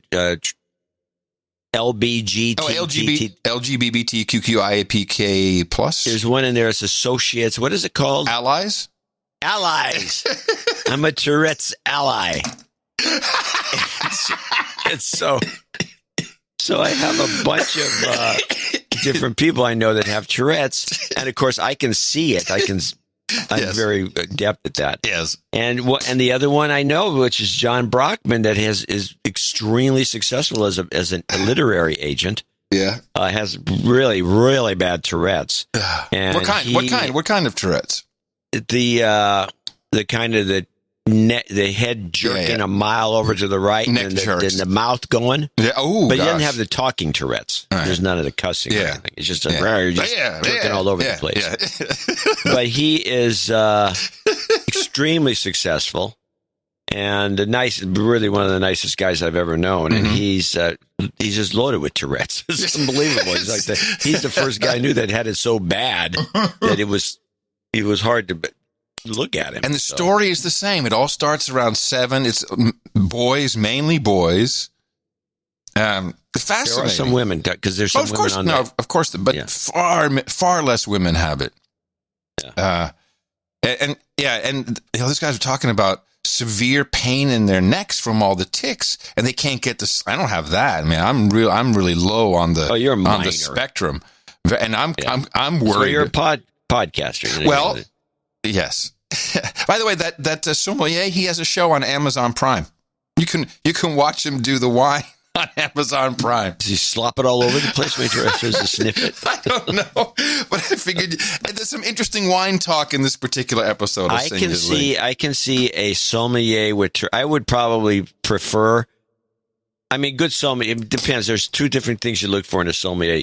If you can find a guy with one of those super palates that has too many sensors on his tongue, and he can taste things that you can't taste. That's one thing. You'd like to find that guy. Yeah. Another type is a guy with a long memory. He can kind of memorize everything he's ever drunk, and I can do that a little bit, but not like guys that they really know how to do it. And so that's the second. But a guy who's a neat freak who can really keep track of these things, would be a great sommelier too. I think this guy'd probably be a dynamite sommelier. So I think Tourette ally is not right. I mean, if you think of fag hag, I think Tourette tart. Tourette tart. Yeah, that's it. I'm a Tourette hag. Tourette tart. I think Tourette tart is better. And with that, I'd like to thank you for your courage to say in the morning to you, the man who put the C and take down the CCP, John C. Dvorak. Well, in the morning, you, Mr. Adam Curry. Also in the morning, all boots on the ground, feet in the air, subs in the water, the dames and the knights out there. Hey, in the morning to all of the trolls in the troll room. You can find them at noagendastream.com. Now, you can listen to the stream when you're there. It's on that page. You don't have to log into the troll room, but you are missing out if you don't. Let's have a troll count. Hands up, trolls. Let's see what we have. We've got, whoa! Talk about that count. Wait, did it come back? 1403. Ugh. We're down 97. The COVID's down. We're down. This is. Yeah, people. You look at the COVID chart, the real one showing the deaths and hospitalizations, which is down to nothing. Yeah, meaning the whole thing's over. I think our COVID's over. No, I think it's over everywhere, but now not on CNN. Keep it rolling. Not on Australia. No, well, no, Victoria. They got 2 cases today. Oh no, we got 2 cases. What are we going to do? We're all going to die. And it's. I wonder if they have the same incentives for the cases, all that money, hundreds of thousands of dollars per case. I wonder if that's the same. In the morning so it's noagendastream.com, in case I forgot. And it's always good. I don't care if it's one troll. No, actually, you have to have at least 2 trolls for it to be a troll room. And we love you, trolls. And thank you for your time, your talent, and your treasure.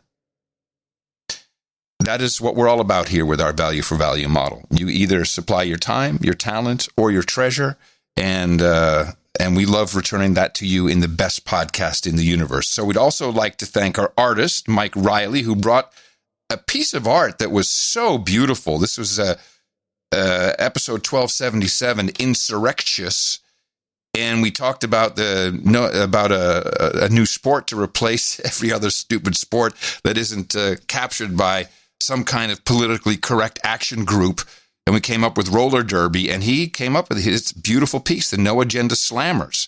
Just fantastic. I got a lot of mail. I told roller derby has a big presence in Austin. There's a league. There's all kinds of stuff going on. Yeah, you mentioned that. Yeah, no, but I got emails from people. Hey, man. Are they giving you free tickets to the High Rollers booth? Yeah, I'm getting that. I also learned there's a Bitcoin mining operation right outside of Austin. I'm going to go take a look at that.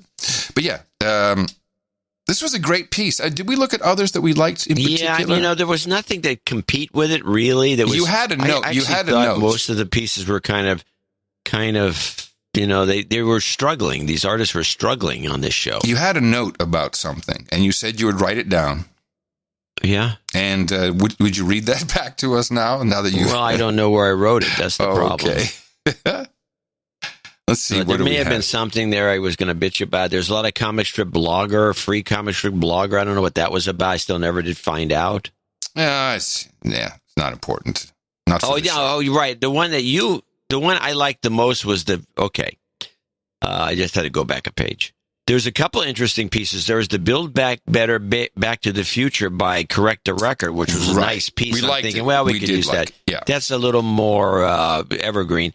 Then I like the, since I think cheesecake is always a good idea. I'm old school.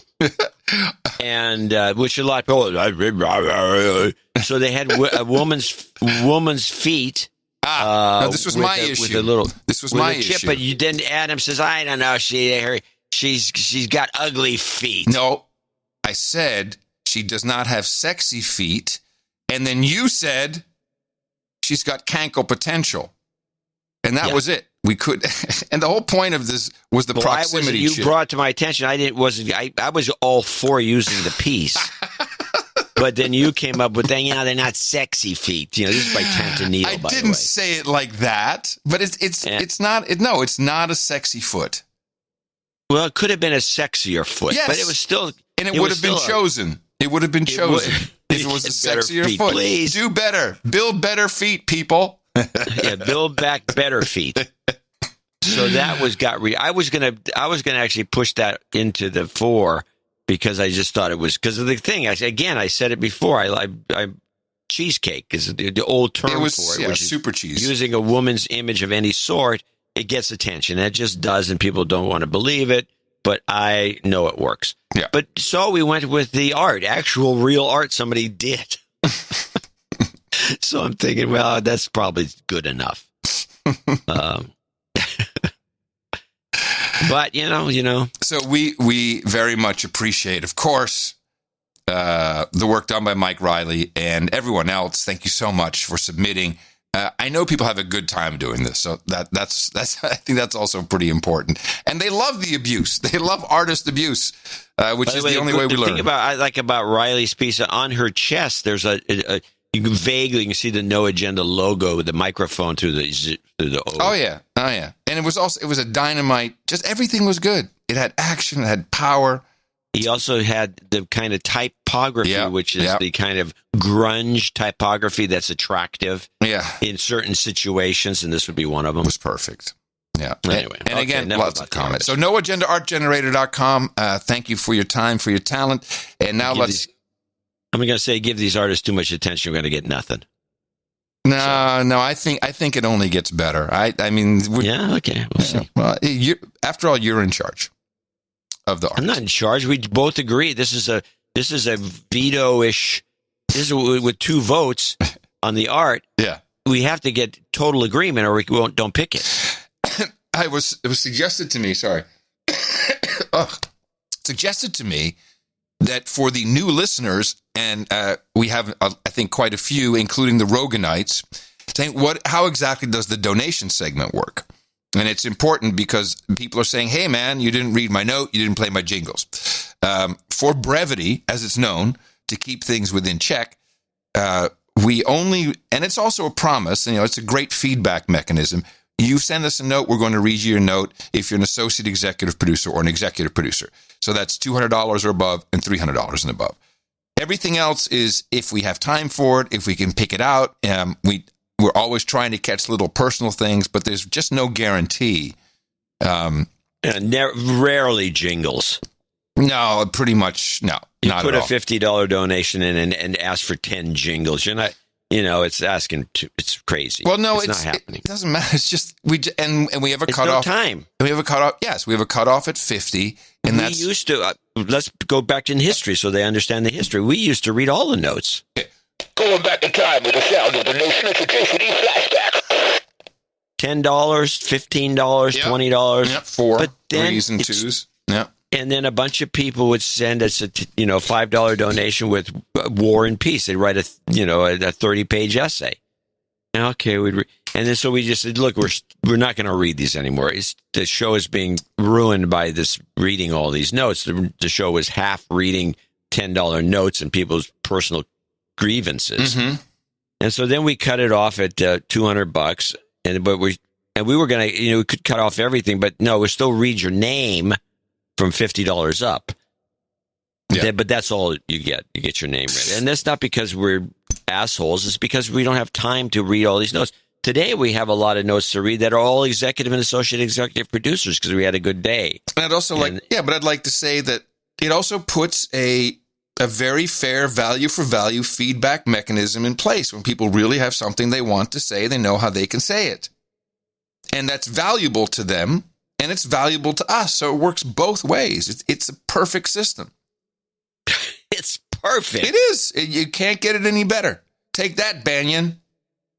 Yeah, well, here we go. And let's start with Alexander Trebus in Giel, Belgium. Geel, I'm sorry. Geel, which is yellow. Yellow Belgium. Yeah. Yes. $1,000. He came with $1,000. What? And now trying to find a note from him is like pulling teeth. I've got 3 things. He's got messages. I try to subscribe, but his messages are all about the fact that the blog is down and you can't subscribe to the newsletter currently for a couple of days now, even though Dvorak.org/NA still works. So that's not a problem. And he just says, I was able to make the transfer by MasterCard, my first digits. And he goes on, I don't care about your MasterCard number, believe me. And then he says, And he's going on about can't do this, can't get on the donation thing. He said, I've been a douchebag. This is by part of his note. I've been a douchebag and want to make it up to you. September 18th, on my 60th birthday. We'll put him up on the birthday list. He's not on it. Okay. September 18th will be my 60th, and I would like to sign up for a full knighthood. Well, you're an instant knight. Yeah. Because you guys really are the best in the universe, please tell me an easy way to contact you. He says in a note that's contacting me. I'm not going to condemn the Belgians. But, no. Although the Dutch are shaking their heads. Well, he's a Dutchman from living in Belgium. So well, just give me. What's the date that is his birthday? Just so I can put it in the September 18th. Okay. Mm-hmm. And how old will he be? Do we know? 60. 60. Okay, gotcha. Yep. He says he's the master of darkness. Hope to hear from you soon. To have all done before Thursday. Well, I couldn't find this note because it was mixed up with the complaining about not being able to sign up for the newsletter. But we'll put you on, give you a knighting whenever you want it. Just give us a name. We could just knight you today as Sir Alex Trebus, but I'm going to, I think we can put that off. Okay? Yeah, that's good. You agree with me? Yes, okay. yeah. And I was just looking to see. I don't have any other messages from him either, so that's what we got. Okay, and well, thank you very much, and welcome, citizen. Welcome, citizen. Yeah, look forward to. So we're going to wait for him to give us a name, right? So we can do a proper knighting. Yeah. Okay. Yeah, I think that's fine. Okay. He'll be happy. He gets a little more attention. Yes. Meanwhile, Anonymous in Indiana comes in with another $1,000. What? And he actually sent a long note. Well, not long, but it's handwritten, so it might as well be long. That's not that long. Greetings from Indianapolis. I've been meaning to donate again for far too long. Adam and John, thank you so much for being my source of sanity during these times and seemingly in short supply. As far as I'm concerned, you two are some of the only real heroes during all of this nonsense. Oh, thank you very much. Wow, that's quite a compliment. I don't know about that. Yeah, he's got real in all caps. It takes guts and amazing commitment to keep doing what you two do. Yeah, I guess. Hunger is motivational. Shelter. If we didn't do this with some appreciation, I think it would be harder. Oh yeah, if we didn't. My job and my family, and if Adam didn't have Tourette's, there would be no show. My job and my family's well-being have not been negatively impacted by stay-at-home orders, other than trying to keep my smoking hot wife sane. Yay. While being home around our 3 young human resources all day. As such, I decided that instead of letting my Trump change stimulus check burn a hole in my pocket, I should pass some of it along and become an Instanite for the best podcast in the universe. Thank you, Trump. Perhaps there are other producers who also have some Trump change. That's in quotes. Now, I'm interested. Is this from the original stimulus, or did I think it's a $1,200 check. I was wondering, I wonder if Indiana took up the unemployment extension. Well, that's different. Okay. All right. Yeah. The Trump change was the flat-out check. My daughter got one. Right. Yeah. Just a check in her bank account. Christina got one in Rotterdam. Wow. Uh-huh. Buying votes, Trump? Well, first of all, that was not Trump. That was the United States Congress who voted that. And second of all, have you ever tried to cash a U.S. Treasury check overseas? Yeah. You might as well roll up your joint with that. It's not easy. Well, still floating around. Anyway, anybody that has Trump change still floating around that they could pass along to our deserving duo of podcasting heroes. Frontline workers we are. Yep. Please dub me, and you need. I think I wrote this. I think Sir Andrew the Polak Sir Andrew Warrior. the Polak Warrior. Go podcasting. Does he want anything at the round table? Nope. Okay. All right. So you're good to go there. Wow, man! Thank you. Thank you very much, Sir Andrew. Yes. See you at the round table. It's cool. Very cool. One word with Philip Veenstra in Chatham, Illinois, 34567. Dear John and Adam, it's been no jingles, no karma. That's a plus. It's been a long time since my last producership. My eldest daughter's 15th birthday is September 26th. She's on the list. Please add her to the list. She's on the list. I know it's early, but I will forget if I don't do it now. She missed her 9th grade year on campus due to COVID, which is crap. Also, call out Big E as a douchebag.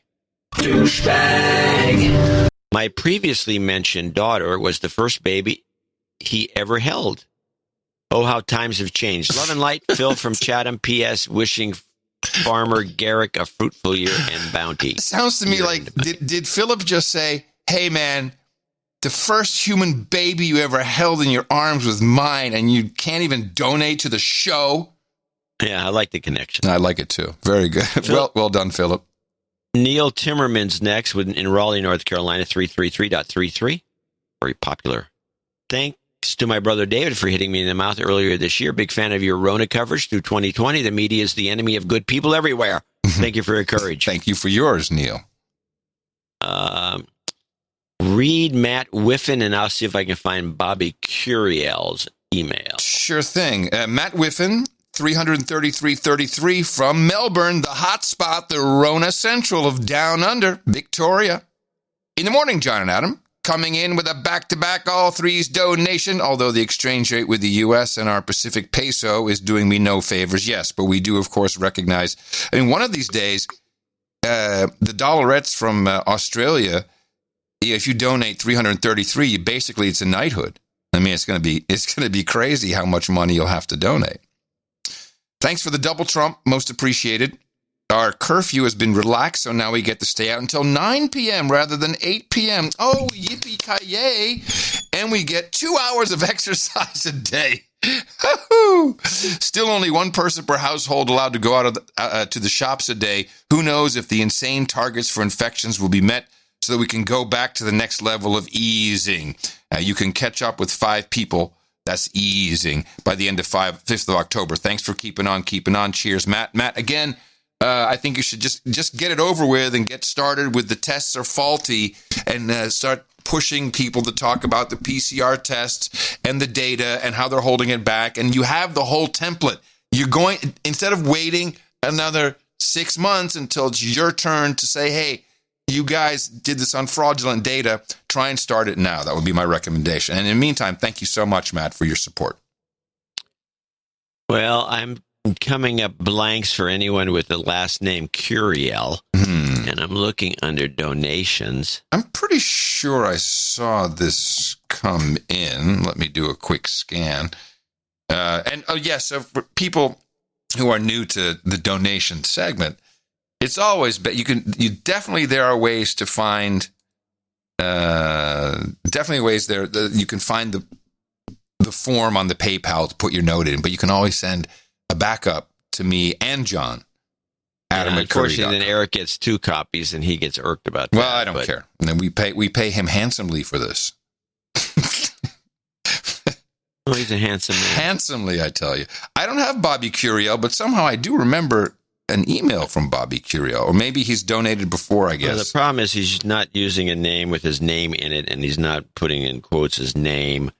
I mean, that's what happens. People have, 45663 Bill, and his name is Bobby Curiel, and you can't look him up because you don't have their initial name. So he's going to have to send us. I have only one email. I have only one email from him, and it's not under donation either. The other thing is you put donation in the subject line. It helps quite a bit finding some of these lost emails. Well, the last time we heard from him that I have on record was June 6th. So I do know he's donated before, and we're sorry, Bobby. Send in a note. You've sent it before. Send it again so we can try and work this out. And thank you for your. And when you run support. into the, wait a minute. Here's a note. He's in Pahala, Hawaii. I believe so. And he's got his email there. Oh, I see. Okay. Well, read the next one. I'll try looking up under that exact. Toby Trichelle, Madison. It says Madison, Missouri. 333, Toby Trichelle from Madison. Goat Karma, no jingles, please. Let me start by pointing out that Goat Karma works. I asked for house selling Goat Karma, and by the following weekend, we accepted a great offer. Promised myself it went well, I'd follow up with another donation, but put it off until I could no longer ignore all the 33s and 33 threes. I only request house buying Goat Karma, 2/3 towards becoming a knight and loving all you guys do. And thank you very much. And congratulations on the sale, man. That's fantastic. Happy for you. You've got karma. Okay, well, now I'm waiting for the returns. I should have it. I should have the note. Yes. Okay, well, oh, brother. Are these the election returns? Well, it's a really long, this will be the note. Really long note. No, it's not a long note, but I had the note all along under another name. I'm skipping to it. All right. Okay. And I opened it again because apparently I opened it in a new tab. This is why Gavin McGinnis calls me a fucking retard. Aloha. Aloha. After moving to the Big Island nearly 5 years ago and realizing cell service was spotty at best, I began venturing into podcasts. This is what I remember reading this too. Yeah. But, I didn't expect to be from Humperdinck Superdank. I began venturing into podcasts as an entertainment that could be consumed offline while working in the jungles, mountains, and beaches of Hawaii. 5 years later, I'm now becoming a knight. I like to be known as Sir Humperdinck Superdank. Knight of the Happy the Juice, pronounced Happy Juice. You guys will put that on. I know he's not on the list. Okay. Sir Humperdinck Superdank, Knight of the Happy, Hapid Just, DJUS, pronounced Happy Juice. And is he being knighted today? Yeah. Okay. I'm going to have to ask you all this again. You can ask again. I've got it right in front of me. Stereo Goat. He wants Stereo Goat Karma, the whole load, and look at that juice. And mahalo. For the round table, he's got a round table request. This is more complicated than it seems. So, ready? Let me know when you're ready, and I'll read that. Yeah, if you could just give me his knight name again, that would be helpful. I need that first. Humperdinck Superdank. Sir Humperdinck Superdank, okay? Knight of the Happy Juice. Knight of the Happy Juice, okay. And what does he want at the round table? Mamaki tea and magic mushrooms. That wasn't too bad. No. Thanks for... I think Rogan left some here, so we have some. Thanks for all that you do. Aloha nui loa. Big Island, let's get a meetup going. I know we're spread far and wide, but I'm sure we could find a good meeting ground with no triggers. Bobby Curiel. So we need Stereo Goat Karma, whole load. What else? Look at that juice and then mahalo. Okay, mahalo. You can say mahalo yourself. Yeah, nah, I feel like mahalo. Okay, is this the one? I don't know. But look at that juice. The juice that comes out. My hand is dripping wet here because I have nothing but juice. Oh my gosh. Can you see that juice? I'm going to give you the whole load today. You've got karma. Yeah, we do it live. Mahalo. Mahalo. So, that was better than usual. Yeah, thanks. Okay, so where are we on the list? Because I have no idea. All my time. Okay, so we did Matt, we did Toby, and we're at Chris Roald Tengesdal. Tengesdal. Who is from Tengesdal? No, Chris Roald. I guess he's I'll read his note. Norway. Okay. $333 from Norway. And he writes, being half Norwegian and half South North Dakotan, it'd be an honor to be knighted Sir Semi-Norwegian. Yep, he's on the list. Semi-Norwegian. He's half. He's on the list. I had planned on visiting family and attempt to have a meetup in Minot, or whatever it's pronounced, Minot, North Dakota. But COVID and racist travel bans kind of put those plans on ice. No request for the table. I was imagining being fairly stuffed by now. Can I get a come on man from Biden? Does he say come on man in an attempt to look cool and hip? Or is it come on man, an old guy thing? Well, he's asking us a question. What do you think it is? Well, let's listen to it. Come on, man. Come on, man. I think it's an old guy thing. Yeah. Yeah. Of course. It's like, isn't that 70s kind of? Come on, man. Come on, man. Come on, man. It's like Huggy Bear. Come on, man. Yeah, I think it's just old guy thing. Yeah. Come on, man. Yeah. Hey, cool, Chris. We'll see you at the round table. Thank you for your courage. Yeah, the Minute would be a great place to have a meetup. Sir Cal of Lavender Blossoms, 31415 from Northville, Michigan. Looks like Cal's doing okay. Thank you for your courage, gents. I appreciate all the support and positive feedback I've been getting from the No Agenda folks. So this donation is to reflect my gratitude. Please remind everyone about coupon code ITM. Yes. For when they visit us at lavenderblossoms.org. Lavender, the home of the CBD. That's right. Lavender Blossoms approved by the entire Gitmo Nation. Yeah, stuff's dynamite. It Stay works. organic. It Much works. love, Sir Cal. And it doesn't stink. No, it does not. Which is a big deal if anybody uses. My wife uses these for her hands. Mm-hmm, yeah, she only uses Lavender Blossoms is the top, and Mary's is also doesn't stink. Anyway, one jingle requested any Joe Biden F up. He cracks me up. Well, you're got a million. You're the king of that. Which one? You got to tell me which one. That's your beat. Well, we got bunches of them today. Well, let's do one of them from today then. Let's put some content in here, bruh. Bruh. Come on, which one? You do have a whole bunch of them. A Biden Whopper? Or is that too big? No, the Whopper is the kicker. That's the last. No, we don't want that. Give me the opener. Okay, let's do Biden Arctic on fire. All righty. Past 10 years were the hottest decade ever recorded. The Arctic is literally melting. Parts are actually on fire. The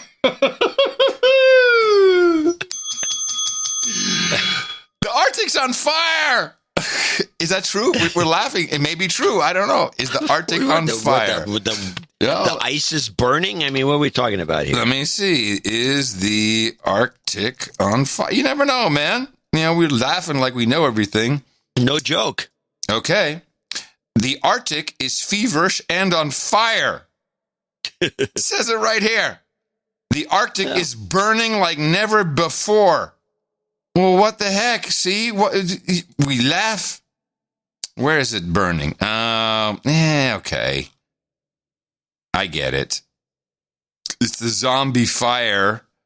It looks like it's, where is this? Siberia. Okay, yeah, I guess. Okay. There's a fire in Siberia, so this counts as the Arctic's on fire. Apparently. Really? Yes. It's directed energy weapons from China that are setting fires in the Arctic. Well, they should set fires in Moscow. Onward with... Does he have a... Oh, let's give Sir Cal a... karma, hell yeah. Karma for sure. You've got karma. Thank you, Sir Cal. Derek Hughes comes in with a check for $280, becomes our first associate executive producer. Mm-hmm. Short note, thanks for all the work you guys do at the best podcast in the universe. Really excited to part of the family. Really excited to part of the family, and can't wait to get my No Agenda signet ring. Regards. This is the mystery note. Right. Derek, who he sent us a note, and does he become a Black Knight because of this, or how does that work? No. He doesn't. No, this would be his request for knighthood, which would be Sir Deeds of the Fox Valley. And I'm thinking, well, he's either should be on this list, but he says Sir Deeds of the Fox Valley on here, but he never actually says in this short note where, if he wants to be, this is his knighting, but I'm just going to give it to him. Okay. And he gives me his mailing address. I don't know. I'm not sending you a ring. I got no rings. Now you have to go to noagendanation.com/rings. He doesn't know this yet. Give him a break. noagendanation.com/nation.com/rings. And the rings will be sent from Eric Deschill. He's got the rings. I got no rings. I'm nowhere near the rings. I can't send you any rings. So it's okay. He just made a mistake. It's okay. Don't get this. Well, he's heard this before. We pitch the No Agenda Nation/rings every show. Yeah, but people want VIP service. Yes. Okay. Well, that's what you do, and you'll get your ring. And we're putting him on today's list for being knighted. Yeah, he's on. Okay. Michael Bernstein in Raleigh, North Carolina, 20401. Why am I donating, you asked? Why are you donating? Question.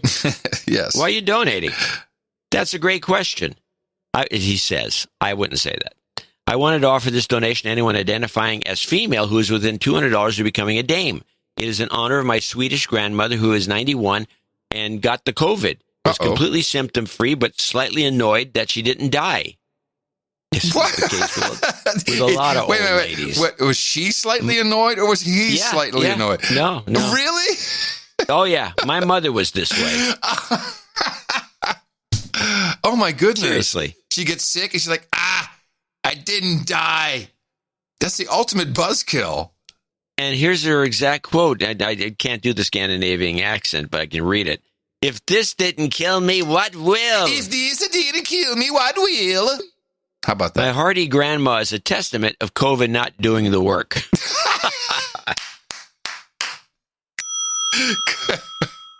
COVID sucks, man. She didn't get the right COVID. Maybe next time. Maybe second wave. I love his grandma. What a pistol she is. She's next year, too, about She's something. a pistol, man. This is the kind of lady you want. She's a complainer. No. Quick update on my project. Mutual. She doesn't listen to the show.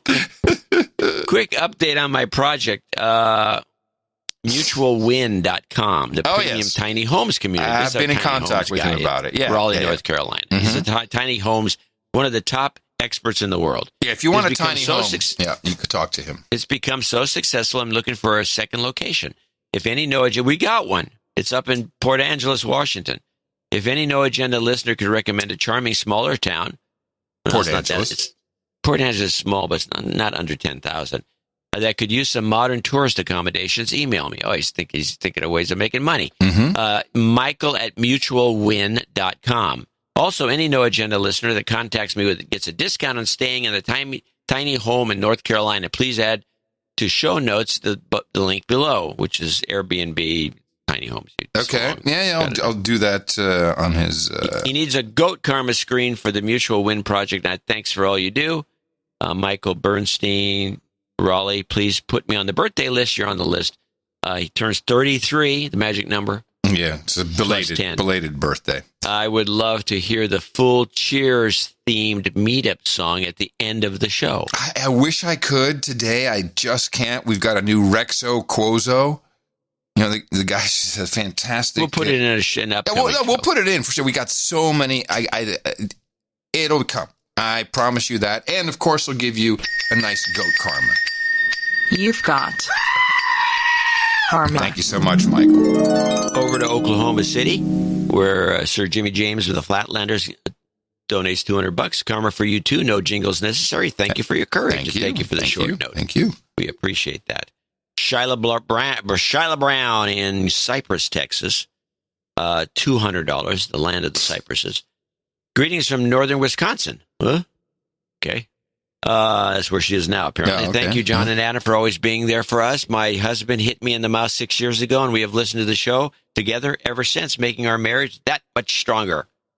You all were even more important during the COVID craziness. We recently left the liberal-dominated suburbs of Houston, Texas, and returned to a small-town life in Wisconsin. We realized that with the BLM riots and COVID lockdowns that we did not want to raise our children in that life, in that environment. Yep. So we made the move back to my husband's hometown, under 10,000 Hey, wait a people. minute. Hey, you should put some tiny homes there. It's a match made in heaven.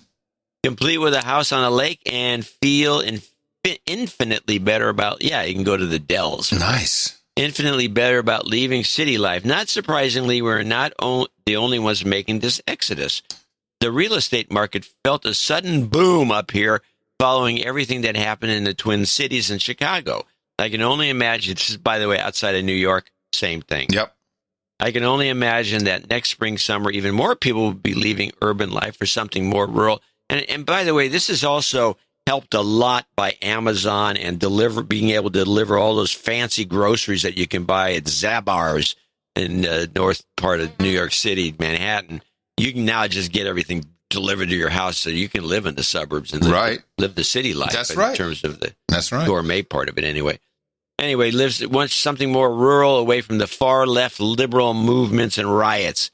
We'd like to request some human resource karma, as we are currently expecting baby number 3 after 3 miscarriages in the past year. We are hoping that this one sticks. Thank you again for all you do and helping keep us sane. No jingles, just karma. Well, you came to the right guys. You came to the right guys for sure. And I'm pretty sure that moving out of Tardville is probably very healthy for you and for your future human resource. Absolutely. So we're going to throw some extra baby. What exactly did she want? Make sure. Baby karma. So she has the baby instead of a miscarriage. Yeah, human resource karma. Human resource. Human resource. Bing it, baby. What the hell is that? You've got karma. All right. And the child shall be known as either Adam or John. Or, it'd be John Adam. That would be nice. Middle name Adam. Quozo in Huntsville. Hey, there's Quozo. Quozo in Huntsville. Yeah. $200. ITM, is Quozo part of the Rexo Quozo? It's a great regret that I have to confess I am a longer time listener than I would like to admit, having never donated. Hopefully by now you have received our second end of show contribution, which will have helped alleviate my douchiness. To be honest, I've been a douche for so long I wouldn't know how to be any different, so don't worry about the de-douching. What I'm really here for is a little karma, as you have gathered from my part in the new song. My wife and I are expecting our first human resource in January, and I can't think of a better reason for karma. It's a strange world to bring a child into, but I would imagine many have felt that way before me. Just feel sorry for the ones who didn't have you guys and Mo to help make sense of things. Rexo Quozo are not from Moscow. We are from Huntsville, Alabama, the Rocket City home of the Trash Pandas. No jingles, just karma. Yes, Rexo and Quozo sent another fantastic end of show mix that they just got it out. They just baked it in the studio, dropped it on me hot. So we'll play that, and of course. Are you okay? Why? You had something dropped on you. And I understand it's very scary. To become a father is scary no matter what for the first time. You get used to it, ask John. And they're handy. You can put them to work for the organization. The Chinese knew this. Yeah, they got but then they got cut down to one kid, which was just killed. The Chinese economy's listen. Suffer. Man, hey, Quozo, the fact that your kid has a dad puts him at a 75% advantage over the rest of America. So good on you. And here is that karma for you. You've got karma. Thank you again, both you and Rexo, for the end of show. It's fantastic. And you can suffer for the first 3 years, but it ends. Jenna D'Amico in Bellingham, D'Amico. That's what I'm guessing, in Bellingham, Washington. Mm-hmm. Nice little suburb, $200 of Seattle. Greetings from the Great Smoky PNW, Pacific Northwest. Even hundreds of miles from the source, we still have hazardous air quality, which leads to coughing, and given the paranoia, I'm worried people will start thinking I have COVID and screaming at me in the streets while ignoring the very obvious cause. They're dumb up there. I humbly request a rain stick or two to quash both the literal and figurative flames of idiocy. The show has provided me we can't do the rain stick. No, we can't. Did you hear the thunder here? If I do I could get electrocuted if I pull that thing out. But it could get washed into the ocean. Yeah. Rain is coming. Rain is coming. It's coming. This show has provided me with hours upon hours of entertainment. I want to wish my smoking hot man a happy 6-year meat anniversary. This is when they first had meat together. Did they meet at the meetup? No, it says meat anniversary. I don't know. This is when they met. All right. And then no agenda, it's our first. So you don't remember our 6 when we met? You don't care. I finally got past month anniversaries. I didn't have to remember those. Month anniversary. Hello. Do you know what day it is? Hello. It's our 4th month anniversary. Mm-hmm. And the NA team, we'd like a happy 6 years of keeping my amygdala small. It's not that small. Please call out Jen Jones as a douchebag. Jen. Job karma works as we both have new jobs and salaries. Keep up the good work, gents. Perfect. All right. Beautiful. Thank you so much. Jim Buell in Spring Hill, Tennessee, $200. Today's donation brings me to knighthood, accounting attached. I'd like to be known as Sir Skip Logic, Knight of the Saturn Parkway. I'm an old dude named Ben. Still in the business, that's good. A fossil in this industry that usually get fired and be replaced by a young Indian boy. a fossil in this industry, the previous career in advertising design. Yeah, you can send some art in. I started listening in April of 2017 when my good friend Steve, the stand-up from Stoughton, Wisconsin, hit me in the mouth. Probably pronounced Stoughton. Initially, my still smoldering hot wife of 38 years would roll her eyes when I would listen. But recently on a road trip, she asked, can we listen to your guys? Your guys? Your guys? And even more recently, my oldest daughter started listening, providing many topics for her and I to discuss. I've enjoyed doing occasional artwork. Oh, he's already doing it for the show. What's his name? I don't know. He doesn't say. For the show, exchanging emails with Adam and John and connecting with other producers. Your coverage of the COVID insanity continues to be stellar. Quick plug. Lavender Blossoms products are the best. There you go. Also, the folks that run the NA store are great. No jingles, no karma. I love that we have. I love that we have no commercial. We have no agreements. Not even a handshake. No, we don't even have a handshake. we are. And if it was anybody else with suits, hey man, we should be getting licensing fees. They're ripping us off. No jingles, no karma. If Adam would be so kind, I'd like the Nashville hot chicken and Tennessee sour mash at the round table. Yeah, you bet. Got it lined up, ma'am. Definitely. Very cool. Thank you so much. See you at the round table. You know, which is not bourbon. No. American whiskey. Yeah. Maker's Mark? Maker's Mark is bourbon. Oh, that is bourbon. He's talking about Jack Daniels specifically. One of the major league Tennessee. That's how you make the Tennessee sour mash? Yeah. And it's made with sour mash, and it tastes like bourbon, but it's not bourbon. Bourbon has to be made in Kentucky. Jason Onward. Oh, he needs does he need a... No, nothing. Ask for nothing, no. Onward with Jason Mago, M-A-G-E. Mago, maybe. It's from Scandinavia, Mago. It could be French. $200 from Chelmsford, Ontario. This is from NOS Northern Ontario Skeptic. Another convert from JRE and one of your Canadian fans. I hope you enjoy my insights and posts on No Agenda Social. We are trying to hold Trudeau to account. We got to do a little more on that guy. I mean, the Canada's really running out of control. Here's another one. Anyway, over 5,000 people from the CCFR marched against the Trudeau gun ban on the 12th, but the CBC News posted only 800 protesters. Yay, welcome to the mainstream media. Yeah. Keep in mind that Trudeau gives $600 million a year to the CBC. Yes, well, the Trudeau administration. So there's that. Keep it objective, guys. That's why we love you. P.S. My wife is crazy hot. More crazy than hot, but hey. Who's counting? I loves her. Fabulous. All right. That is our group of producers and executive producers for show 1278. Yeah, it's great. As we say, great group. Fantastic. And the second segment will be significantly shorter. This was top heavy, but good notes. Appreciate it. Good content. And we'd love for you to consider supporting us, become an associate executive producer or an executive producer of the No Agenda Show. The next one will be 1,279. If you are interested in that, go to Dvorak.org/NA. Anything else to add, or it's just we good to go? I think we're good to go. All right, then please remember that it's all about your time, your talent, your treasure. Support us.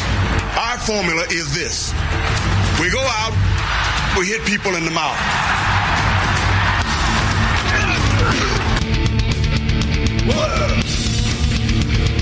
Squirrel! Shut up, slave! Shut up, slave! So Biden has been out and about. Yeah, he actually did kind of come out of hiding. He took some questions. Climate change. He took some questions from the press too. Well, canned questions. Well, yeah, of course. If I went back to July where he came out of this hole and somebody actually yelled at him as he left. I don't have that part of the clip. But what he was saying in July. This is the Biden Old July fun. Old July. We know how to do this. The Obama-Biden administration rescued the auto industry and helped them retool. We made solar energy cost competitive with traditional energy and weatherized more than 1 million homes, which is just the beginning if we get reelected. And we'll do it again. Yeah. Bigger and faster and better than before. Is he going to get reelected? He's getting reelected? What is He's getting reelected. So, Yeah, this was not from July, from 2012. This is actually from a few days ago. Yeah, about a month ago. He's going to get reelected. Did we talk about that thing on 4chan? Oh, by the way, no, but we're going to talk about that as soon as I mention this. On this particular event, somebody actually yelled at him. Last time I've heard it, I think they banned that guy, which the White House won't do. I think they like it. And somebody yelled at him, "Hey, Joe, you going to take any questions?" Why would the White House ban that? Yeah, they love it. Yeah. Okay, what about 4chan? I don't know if I told you this or not. There was a post from someone who says, "Hey, I was a staffer. I couldn't handle it anymore for the Biden campaign. We had to because he has dementia, and I forget what the medication was, but they had to have different people going all over the place getting these prescriptions so that no one could really put together that he has them. And one of the bad side effects of whatever he's taking is incontinence. And so that's why he rushes off walking so funny. That's part of what he said. He said, that they've been looking at, what won't show, what will keep it in dry long enough, what won't crinkle and make a sound. I don't know if it's true, but it certainly could be. It could be, and it probably is. Is there a side effect of dementia? Of incontinence? Yeah, you get poop all over yourself. He should be wearing Depends. I always thought he was. Well, gosh, man, this is so sad. This goes right along with that Harris. Did you get that? The Harris administration? Yeah, I got it. It's under Harris administration. You want to play it 3 seconds? Yeah. A Harris administration together with Joe Biden. Joe's are +1 now. That's a very old clip because that's when her face was still all swollen up.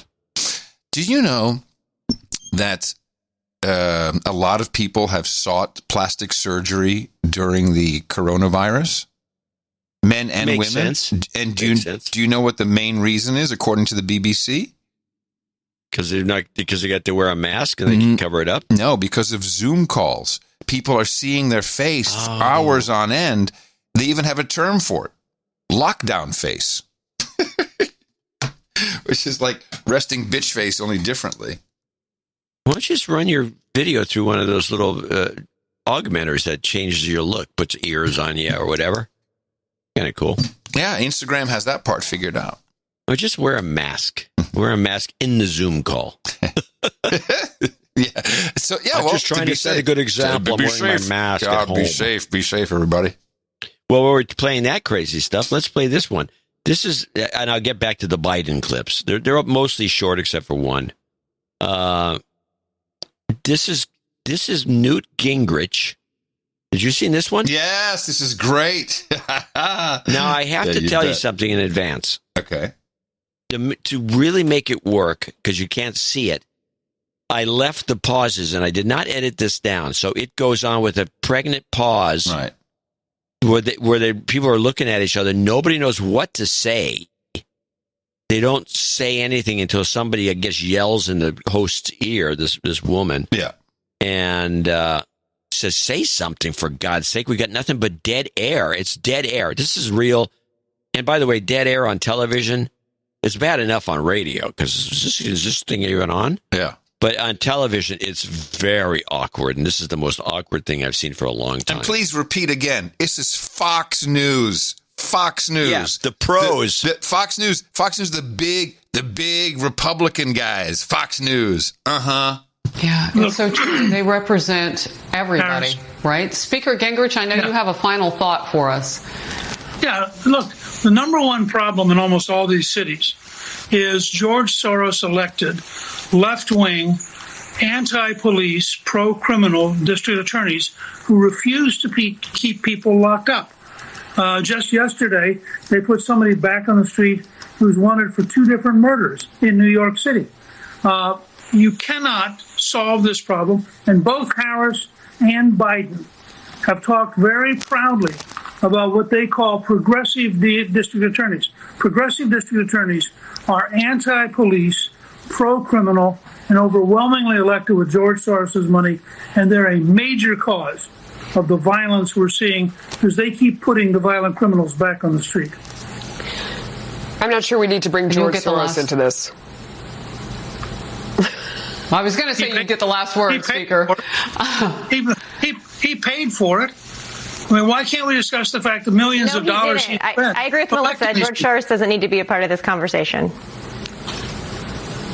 Okay. So it's verboten. All right. We're going to...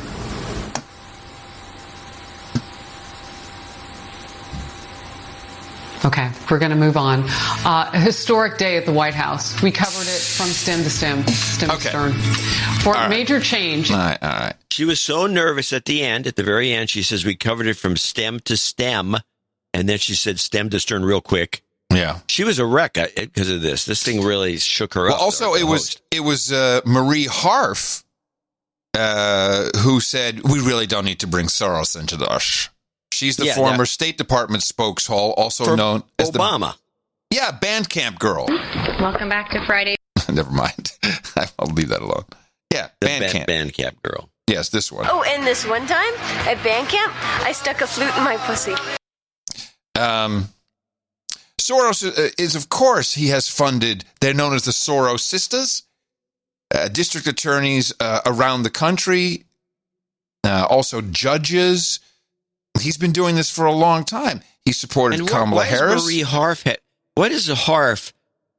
A Democrat liberal operative on Fox. Why does she have any say in this whatsoever? Well, she clearly has. She's got some pull because she's. I don't think we need. So she's got some pull. Apparently, she does. I have one other offbeat. Hold on. Yeah. I want to play this 40 seconds from George Soros. The man who Newt Gingrich just said, hey, this guy's part of this problem. He's clearly has influence on district attorneys who are throwing criminals and rioters, not peaceful protesters, rioters back on the street.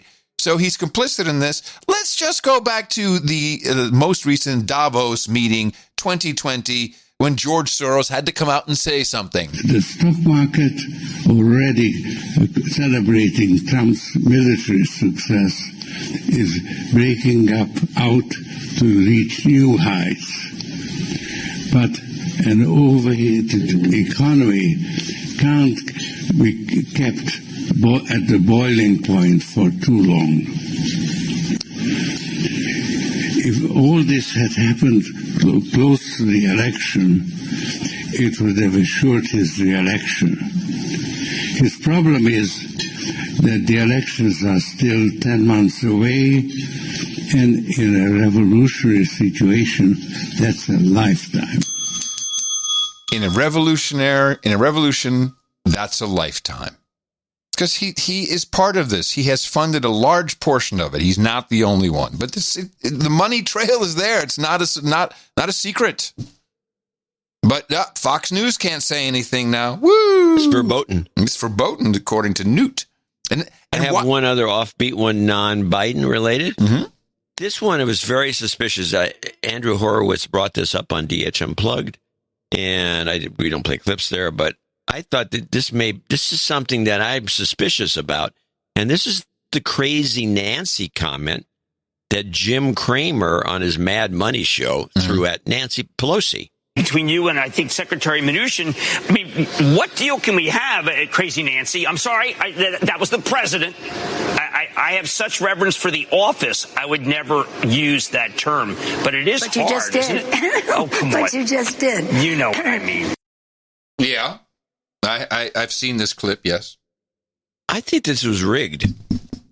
His timing between saying Crazy Nancy and realizing he said it was non-existent. Right. I think this was rehearsed. I think it was Nancy's idea. And why would that be? Why do you think that? I don't think that's what's happening, but okay. Because I think that she's trying to diffuse the term because Trump's a nicknamer. And you go to CNBC for that? You go to Jim Cramer? Well, she doesn't get on. CNBC is part of the MSNBC, NBC. True. They're all part of the system, the hate Trump system. And it's a perfect place to do it. No, she. I don't think she'd ever allow that to happen. I don't think she's not that impressive to come up with that.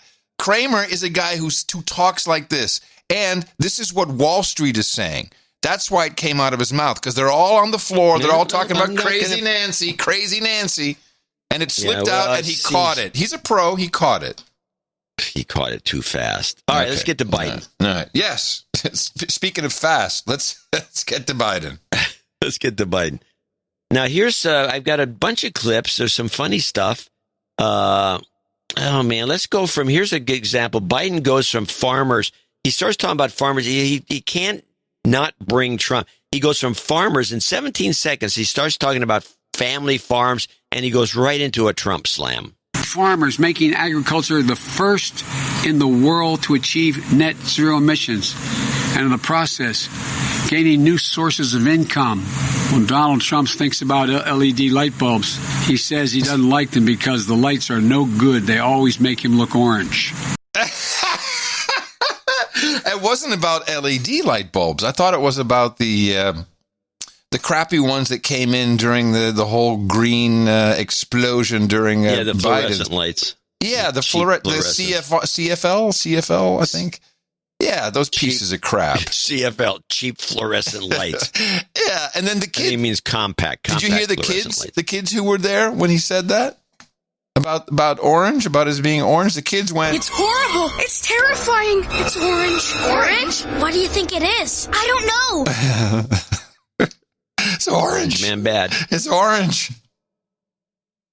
So let's go with, here's another whopper. This is Biden in a new modern day climate corps. This is interesting because the irony to what he's about to say is that this sort of thing has been talked about. We need a new conservation corps, which is what this would be. We need a new WPA. We need this. We need that. It's never going to happen. The Democrats are the ones who would implement it, but the unions won't let them. So let's get that straight. So he's full of shit. Let's go. A new modern-day civilian climate corps to heal our public lands, to make us less vulnerable to wildfires and floods. Look, these aren't pie-in-the-sky dreams. These are actionable policies. What? I'm just playing them. Here's a good one. Play this one. The suburbs are going to be flooded out. Yeah, I saw this. It's ridiculous. But you know what is actually threatening our suburbs? Wildfires are burning the suburbs in the West. Floods are wiping out suburban neighborhoods in the Midwest. Hurricanes are imperiling suburban life along our coast. If we have 4 more years of Trump's climate denial, how many suburbs will be burned in wildfires? How many suburban neighborhoods will have been flooded out? Hey, Start screaming into the mic on some of these issues. Now this is actually, this plays into something that is cause for concern. So he is talking about suburban areas. Now, of course, we know that there's no climate change burning up suburban areas. What's happening in suburban areas? Black Lives Matter. People are going to suburban areas and causing a ruckus. I'm just throwing it back to the former New York banker. Oh, if Trump's reelected, there's going to be fire and brimstone and rioting, and it's going to be everywhere. It's going to be in the suburbs. This is a setup. Oh, maybe. No, it wouldn't surprise me. Yeah. Okay, well, here's another one. Climate in the military. Gosh, you did a lot of work on Joe. The West is literally on fire. And he blames the people whose homes and communities are burning. He says, quote, you got to clean your floors. You got to clean your forest. This is the same president who threw paper towels on the people of Puerto Rico instead of truly helping them recover and rebuild. We know his disdain for our own military leaders and our veterans. Just last year, the Defense Department reported that climate change is a direct threat to more than 2/3 of the military's operationally critical installations. Why would he bring that up even? I don't know. I just thought it was weird. He wants to push two agendas. One is, or two memes. One is that Trump hates the military. That's why they gave him so much money. He keeps increasing the budget, but he hates them. Hates them. Yeah. And the other one is that there was a bounty, Russian bounty on the military. On the heads. And bounty on the Trump's done nothing to stop it. That's right. All right, here's some Biden confusing comments. Even when the automobile industry agreed, he'll not only bring the standards back, I'll set new ambitious ones that our workers are ready to meet. I'll also see American workers building and installing 500,000 electric vehicle charging stations along our newly engaged infrastructure programs and highways all across the country. Yeah, he's done this one before, hasn't he? Well, he does that constantly, but 500,000 how is it? He says, I'm going to put in harsher miles per gallon requirements that the American worker would be willing to meet. What does he mean by that? Does he mean that the workers can build cars to get better gas mileage, or are they going to buy these pieces of shit? No. What he's saying is he wants to roll back to the Obama-Biden the EPA regulations, which had very high. Let me explain it. Very high mileage per gallon average across a whole vehicle fleet, which is why you got these throwaway cars like, the Chevy Volt, which really cost $70,000 to make, and they were selling it for $35,000 so they could meet their average. So yeah, we'll produce a couple more battery cars. All right, here is let's play the 9. Now this is a major clip that needs to be kept. This is the 9. If you haven't heard this before, you're going to hear it again. This is the 9 years clip. We're going to lock in progress that no future president can roll back or undercut to take us backward again.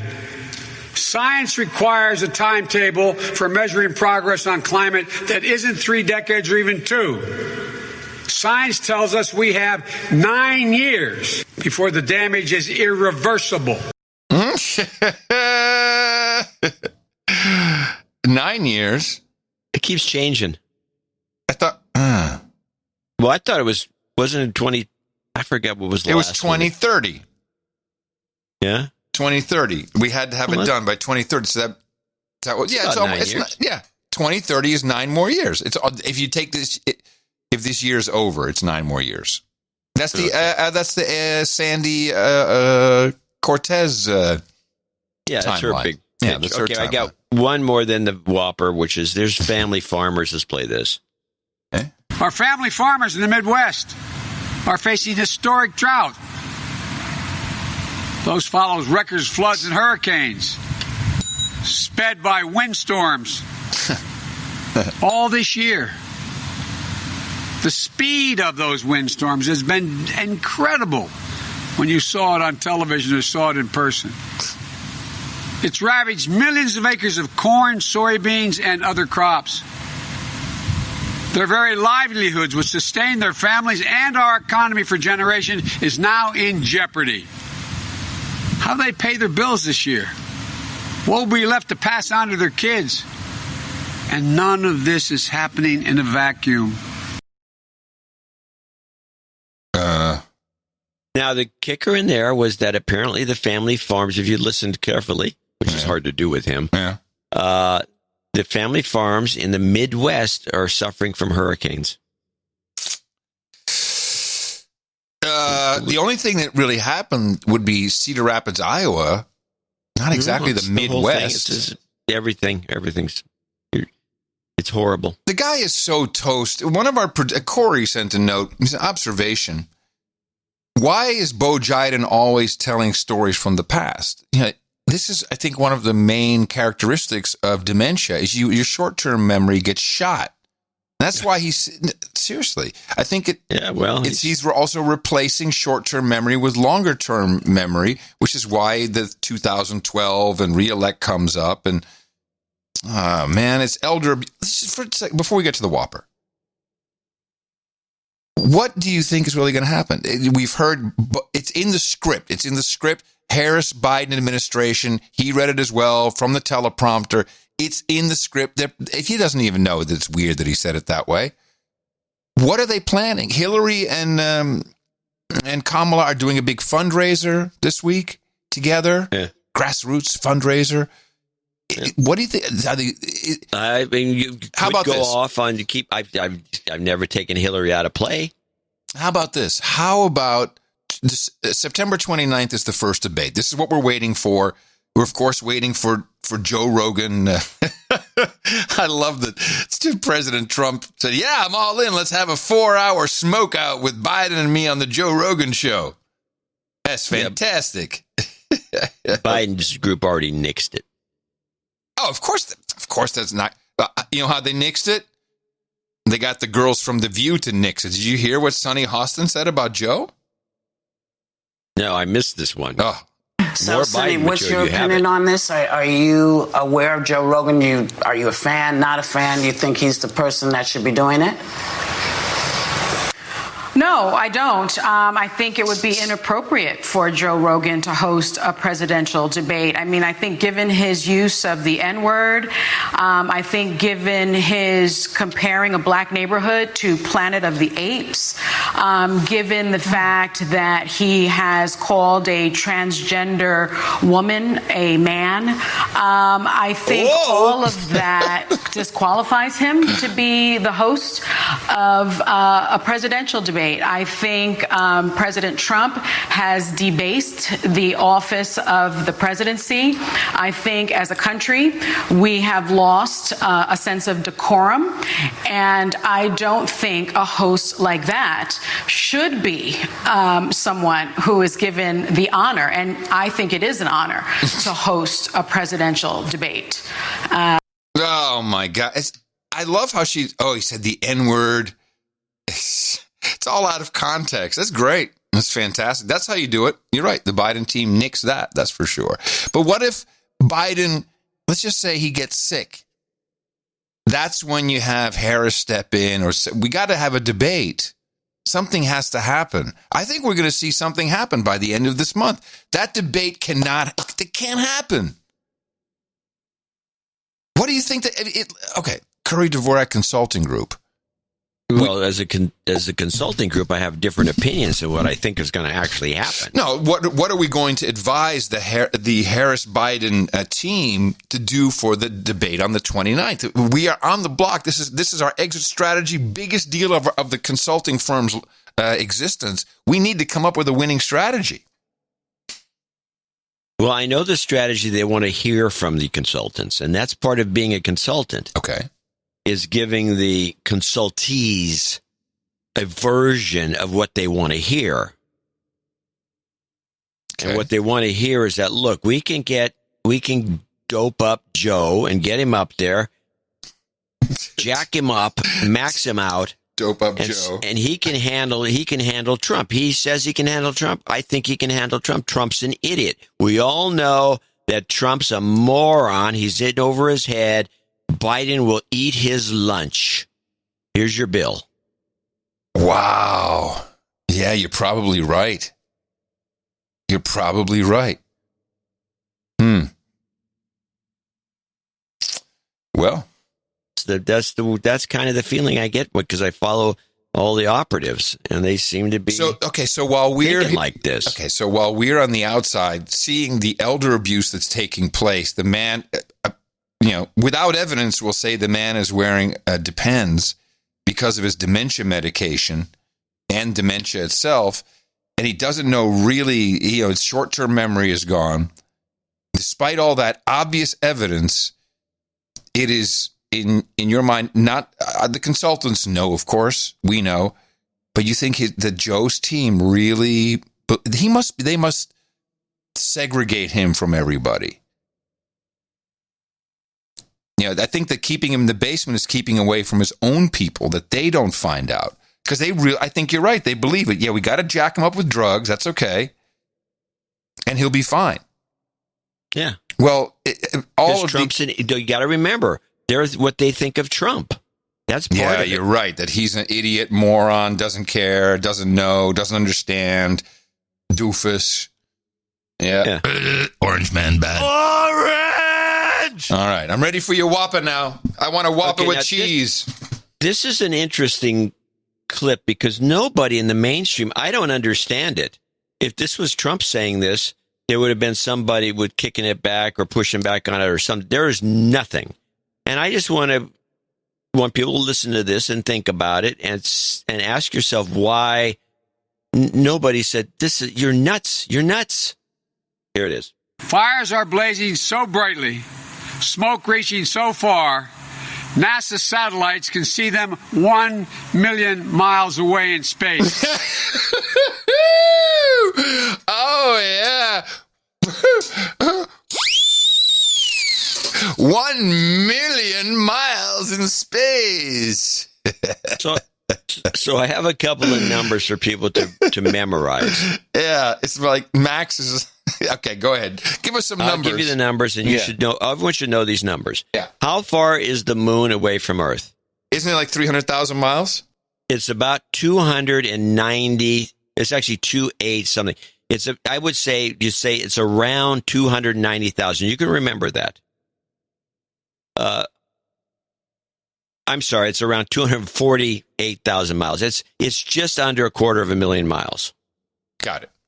So it's not 300. It's closer to 250,000. I was thinking of knots. Or kilometers. There is a kilometers number. I think it's up. Kilometers is going to be closer to 5, 6. To your number. Yeah. Well, I don't know. Whatever. Yeah. It's just remember 250,000 miles max. It's not that far, but it's almost that far. Yeah. And then a satellite. What is a satellite? Typical satellite distance from Earth. I think the satellites aren't they like about 100? No, the feet. They're probably at 60, 70. About 300,000 feet. No. Well, hold on. How many miles do you have to put it into miles? Yeah. Well, you can put it into miles. Miles is approximately or more, a little more than 22,000 miles.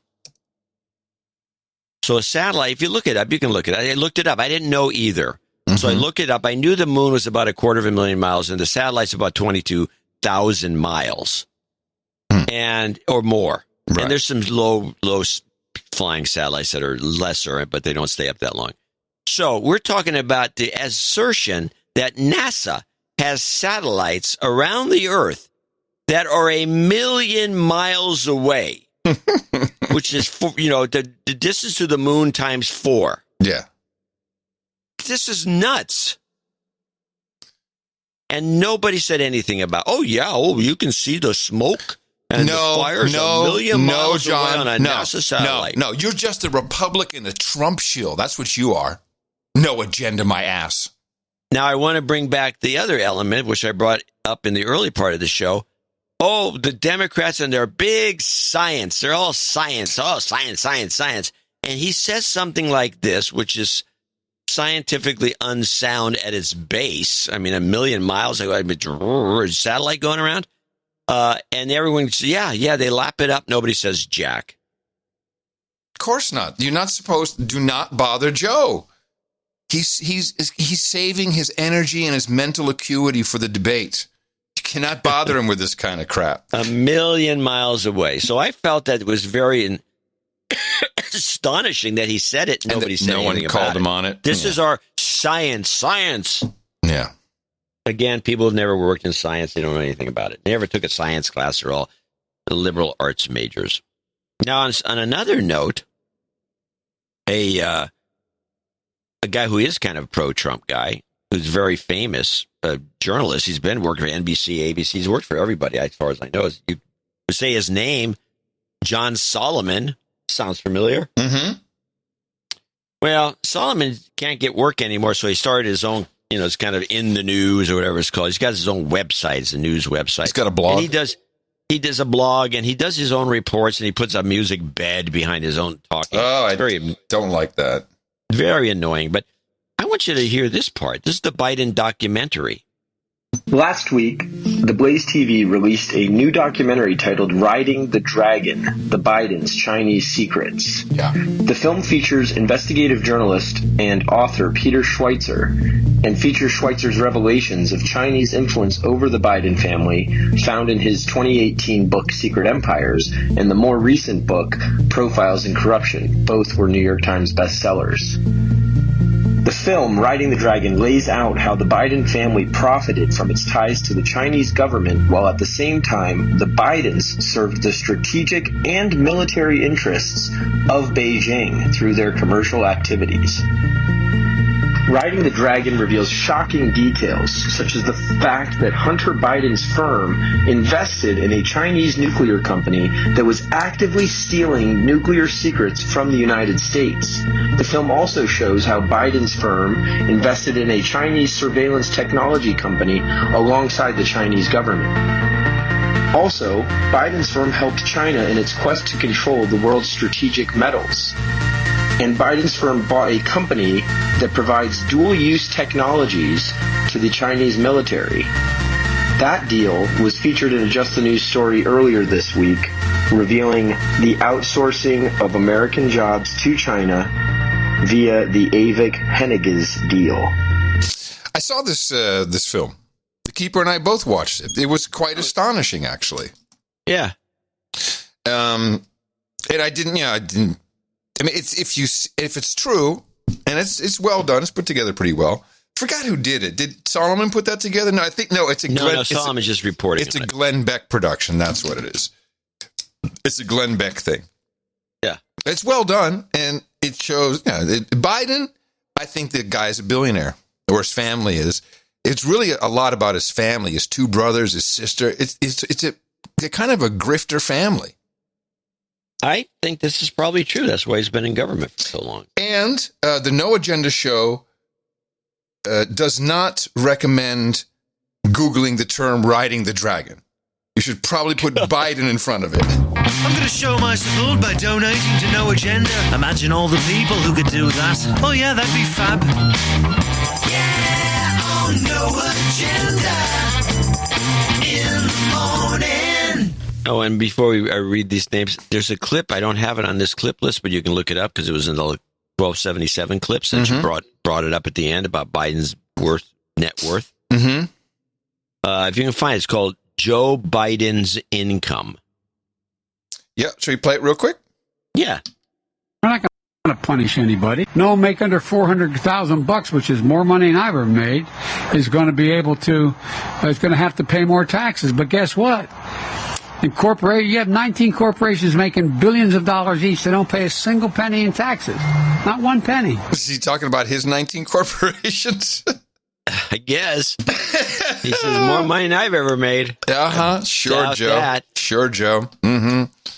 Well, the richest people in the world. We want to talk to mention some people who gave us some money so we could do this show 1278. Yeah, we don't have no Chinese billionaire buddies to hang out with. We don't have anyone listed on this list. We have producers who come here with their blood, sweat, and tears and bring it to us and produce with us. They bring it. They sure do. Bostedor, I'm not sure, Bostedor, in Jackson, Michigan, 12788.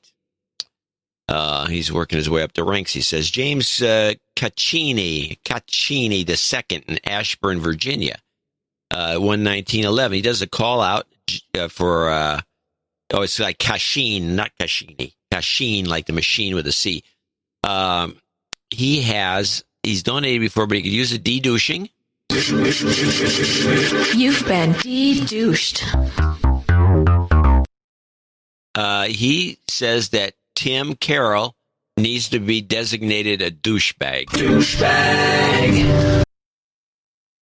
Onward. Anonymous, $111.11. He's got a note you can read to yourself and tell me if there's anything in there. He's mentioning Falun Gong, so it's got to be interesting. Well, he loves the China coverage. Worked for a small private school that was started by Falun Gong followers, and many of the parents at the school work for Epoch Times. Okay, I'll read through this. Okay. Dominic Bucciarelli, Bucchiarelli in Parker, Colorado, $110.20. Laura Starks in Green Bay, Wisconsin, go Packers, 8008. It's a birthday call out for her husband. RO 8008, another boob donation in honor of my handsome husband for his birthday. Yeah, 2 women giving birthday calls to their Love that. Love that. Joshua Scott in Lafayette, Oregon, 7777. A.B. Kelly, $60 from Bangor, down, UK. He wants a de-douching. You've been de-douched. Tycho Maas in Maastricht, Netherlands. Well, hold on. Dear Dad, a.k.a. Pirke, I want to wish you a happy... wish you a happy 50th birthday. Damn, a year older, but still looking like a Greek god. No better way to congratulate you than through the podcast you love. Enjoy your birthday. Aw, Tico Mas. That's so sweet. Mark Leslie, I'm can't sure how to pronounce it, never will. He's new to podcasting, Leisler Show 5550, and he's in Fairbanks, Alaska. Nice. Must have heard about Stumbled upon the show. Probably heard about it on 80 meters. He just says he stumbled upon the show. Stumbled upon it. That's the guy he stumbled on. That's how you get. That's marketing. Yeah, we got the marketing going. Daniel Mariano in Pflugerville, Texas, 5510, double nickels on the dime, along with John Card in Fairview, North Carolina, double nickels on the dime. Sir Laughs a Lot in Metairie, Louisiana, 5510. Sir Christopher Kessler in Marshfield, Wisconsin, double nickels on the dime. Stevie B in Dallas, Texas, $55 even. Says weeds kill corona. Okay, weed kills corona. Weed kills corona. We all know that. Yeah, that's a myth. Everybody knows. John Can. Now this is short segment. John, this is a $50 donors, name and location. John Camp in Antlers, Oklahoma. Christopher Mueller in Cedar Park, Texas. Antoine Charvet in Maplewood, New Jersey. Sir Chris Lewinsky in Sherwood Park, Alberta, where all the money used to be. Marie Labruyere in Kennett Square, Pennsylvania. Jesse Young in Yuba City, California. Tony Smith in Fort Worth, Texas. Casey Gray. Actually, Jesse Young would have did a de-douching and has a call out, I believe. Her husband, Kirk. Douchebag. And she gets a de-douche. You've been de-douched. It's color-coded, so I got to follow along. Yeah, I saw it. I missed it. It's Tony Smith in Fort Worth, Texas. Casey Gray, parts unknown. Paul Gabrielson in Grover Beach, California. Abhilash Kumar in Thane, India. Wow, if that's true, I want to know. That's the first one. Have we ever had? We had one, I think, 6-7 years ago. There was one person coming in from India. Because we know Indians are cheap. Yeah, they are. They admit to it freely. Michael Burlett in Odessa, Florida. Brian Shope. David Shalona in Madisonville, Louisiana. Sir Jerry Wingenroth in Saugus, California. Eric of Howell, Bama. Sir Spud the Mighty wraps it up from Marietta, Georgia. And I want to thank these folks for making show 1278 a possibility and make it happening. Yeah, and thank you all so much. The deal. Yeah, thank you all so much for really producing this show with us, and that is the big difference. The Keeper and I were in bed last night, and I was reading a couple of these notes that came in. Also played the Rexo Quozo end of show song, What You're Here. And she says, it's the appreciation, what people do, how involved they are, the ownership. That's really what makes it exciting. And that's why I spend all of my superpower on it. All of my Tourette superpower. It's fantastic. We also want to thank people who came in under $50. Those will be people who like to remain anonymous, or if you're on one of our subscriptions, please recommend you do that. You could even do a night layaway program, and we've had people who have been doing 11-11 for years, a decade, and they got a night ring now. It's all because of you. Five? Is that what it takes? 5? It's all because of your... 5 No, what? I think we've had people that started with $5 donations. $5 donations. You're right. You're right. $5 donation. And they're almost there. It's crazy. We appreciate all that you do Your time, your talent, your treasure. If you want to support us, go to Dvorak.org/NA. And throwing out a final karma for everyone who needs it. Jobs, jobs, jobs, and jobs. Let's vote for jobs. You've got karma. It's a birthday. Oh, no, it is the 17th. Only 3 more days until the big asteroid hits California. Here's who's on the birthday list. We have Jimmy Brown, who turned 33 on the 15th. That's a make good from us. Michael Bernstein, 43 on the 12th. Laura Starks says happy birthday to her husband, Lee Starks. He turns 57 tomorrow. Alexander Trebus will be celebrating tomorrow. He'll turn 60. R.O. says happy birthday to her handsome husband, Guy. He'll be celebrating on the 19th. Philip Feenstra congratulates his eldest daughter, who will be 15 on September 26th. And Tichoma says happy birthday to his dad, Pirka, turning 58 today. Happy birthday from everybody here at the best podcast in the universe. We got 6 nights. Oops, there's my blade. You got one for us? Yeah, here, let me get it. There we go. Get it out of the way of that cow, man. What is that? Cow. A cow? Cow. Is that, do you have that? I'll get her out of here. While you do that, I'm going to move the cow. Okay. Tim Schmidt, anonymous in Indiana. Chris Roll, Tengesdal, Jim Buell, Bobby Curell, and Derek Hughes. Everybody step up here to the podium. All of you have donated to the No Agenda Show in the amount of $1,000 more. That's why you now join the illustrious round table of the No Agenda Knights and Dames. And I pronouncicate thee Sir Bam Bam Black Knight of the Flight Test, Sir Andrew the Pollock Warrior, Sir Semi Norwegian, Sir Skip Logic Knight of the Saturn Parkway, Sir Humperdinck Superdank Knight of the Happy Juice, and Sir Deeds of the Fox Valley. For you, we've got Hookers and Blow, Rent Boys, and Chardonnay. We also have Mamaki Tea and Magic Mushrooms, Nashville Hot Chicken, and Tennessee Sour Mash at the round table for you, along with bong hits and bourbon and mutton and mead. Listen carefully. You deserve your ring, your sealing wax, and your certificate. All you need to do to claim that for an 8 times match, is go to noagendanation.com/rings. I got the Trump bug in me. I was trying to get an 8 times match. Eric the Shill will have just a small bit of information, like your mailing address and a finger size, ring size, and that will get it off to you as soon as possible. Thank you all for supporting the best podcast in the universe. No Agenda Meetups.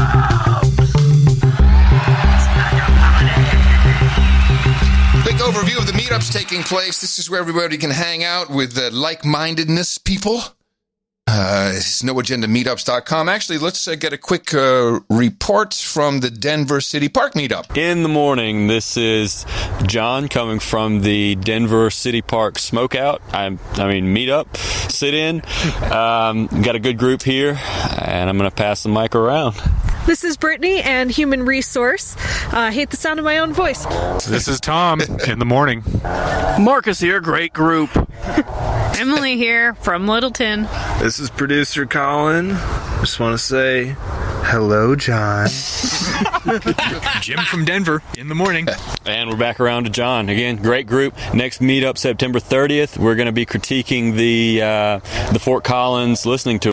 It cuts off there. So 2 things I noticed.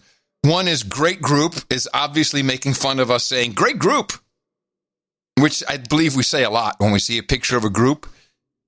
Yeah, we're the Village People. We're like, great group. Yeah, great group. Thank you for that. Very nice. Here is what's on the horizon, September 8th. So this is tomorrow, Friday. The Back Office Listening Tour, Missoula, Montana. Eric the Shill will be joining you at the Cranky Sam Public House on Main Street. The Amsterdam No Agenda Meets TPO podcast meetup, Part 2, Cafe Restaurant Dauphine, tomorrow. Gosh, I wish I could be there. Can't even get into the country. On Saturday, the Springfield, Missouri Super Spreader event at 2 o'clock at the Bears Sports Grill. Espoo, Finland meetup, also on Saturday, 2 p.m. Eastern European summertime at Ravintola Fat Lizard, Otaniemi, Espoo, Finland. This will be the first Finland meetup. We have nights there. I can't wait to get a report. I know we've got, I think, three nights that I know that I can think of offhand. 4. Also on Saturday, Seattle No Agenda Meetup. Now, Seattle closed all parks for the 9/11 weekend due to the smoke fire from wildfire, so it's been rescheduled at Seward Park. And then new on the calendar for Tuesday, Michigan Local 1. It's a dinner meetup at the plaza at the corner of Sheldon and 5 Mile on the border of Plymouth-Northville. And for the upcoming meetups, the 25th is the Kansas City meetup, Baby Night Sir C. Mike edition, and they made a promo. Going to Kansas City! Hey, all my KC area producers, this is Sir Spencer. And Dame DeLorean. Inviting you to the next KC meetup on Friday, September 25th from 6 to 8 p.m. at The Bar in Mission, Kansas. Wait, which bar? It's called The Bar. It's on Johnson Drive in Beverly, right next to the Salval there.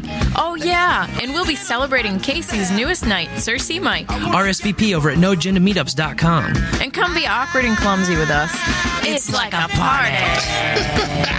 What is the Morning Zoo crew from the local station? Sunday. Oh, Nitro burning funny cars. I love it. They did a little promo. It's almost like the community calendar. You're right. From Z100 in, where are they? Kansas City. I like that. I think that's cool. Are you scoffing at them for this fabulous? I wish more people would do that. I'd like to hear them trying to bring out some creatives. It is very creative. NoAgendaMeetups.com is where you can find out more. If there's no meetup near you, all you have to do is put one on the calendar yourself. It's open for everybody, and it is just like a party. Sometimes you want to go hang out with all the nights and days. You want to be where you won't be. Triggered or held to blame. You want to be where everybody feels the same. It's like a party. All right. Do we have an end of show ISO by any chance? Well, I have 3 ISOs to select from. Oh, my goodness. Okay. Well, let's start with this one, already here. That the damage from climate change is already here. Here. Yeah. Here. Yeah. Okay, then I got, the other one is, it's ridiculous. Okay.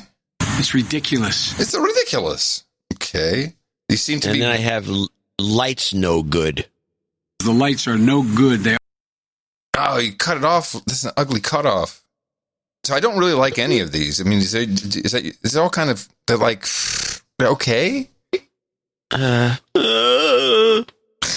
Well,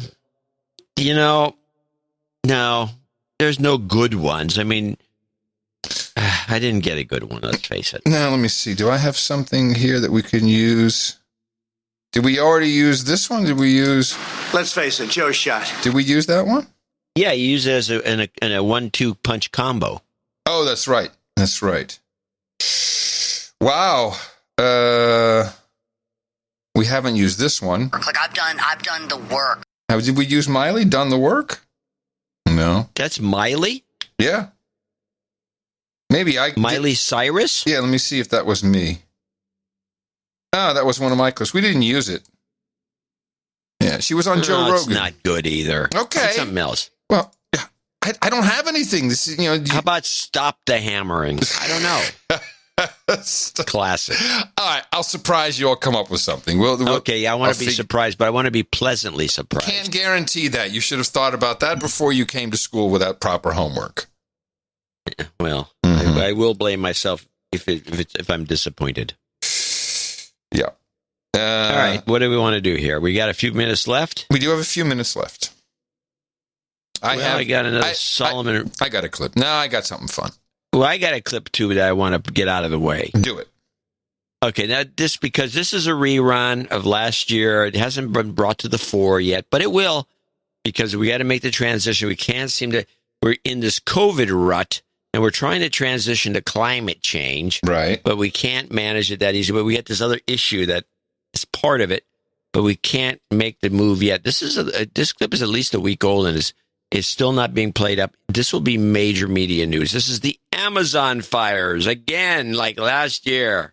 Well, Brazil's Amazon rainforest is burning again, despite a ban on starting fires to clear land for development. More than 60,000 blazes have been detected already this year. The Amazon basin plays a crucial role in regulating global warming. Experts are alarmed at the scale of the destruction. Battling blazes into the night, Brazil's firefighters are busy in the Pantanal National Park. It hasn't rained here for a month. The ground is dangerously dry and winds are fanning the flames. Farther north in the Amazonas region, it's the worst fire season in over 2 decades. Although fire clearing is forbidden, many landowners continue to burn forests to increase their plots without fear of being caught. President Jair Bolsonaro has drastically curtailed the Environment Ministry and criticized green groups. Environmental non-profit groups receive huge foreign donations, but they don't have a chance against me. I'll keep fighting and kill the cancer of green groups. You really think it's going to be big news? They have to make it as part of the... Well, I've been noticing this, and I brought it up on the show before. They are rerunning the... you're right. Yeah. The playbook. Yeah. Thinking that, well, if it was anybody but Hillary, we probably would have won the last election. And, she was a divisive figure. And so Joe, everybody loves Joe. He's Uncle Joe. He's a great guy. And so they're hoping upon hope that the mistake they made was to candidate it herself. And so they're using the same playbook exactly. They have done nothing interesting or new. Okay. It's the same everything. So since you brought that up, I've switched out the last clip I was going to play. Since you brought up the term playbook, this came up yesterday with Darren Beatty, not Warren, Darren. Warren, Darren. And he wrote a book, some book. I don't know what he wrote. And he claims that the same playbook is being used on the United States during this election that the United States uses on foreign adversaries and just countries who want to go rubbleize or take over. Think of Ukraine, think of some other places. Ukraine is the most recent good example. Yes? I agree. Many have described the actions taken against Trump as a coup. And this is certainly correct, but it's a little bit general and vague. What's unfolding before our eyes is a very specific type of coup called the color revolution.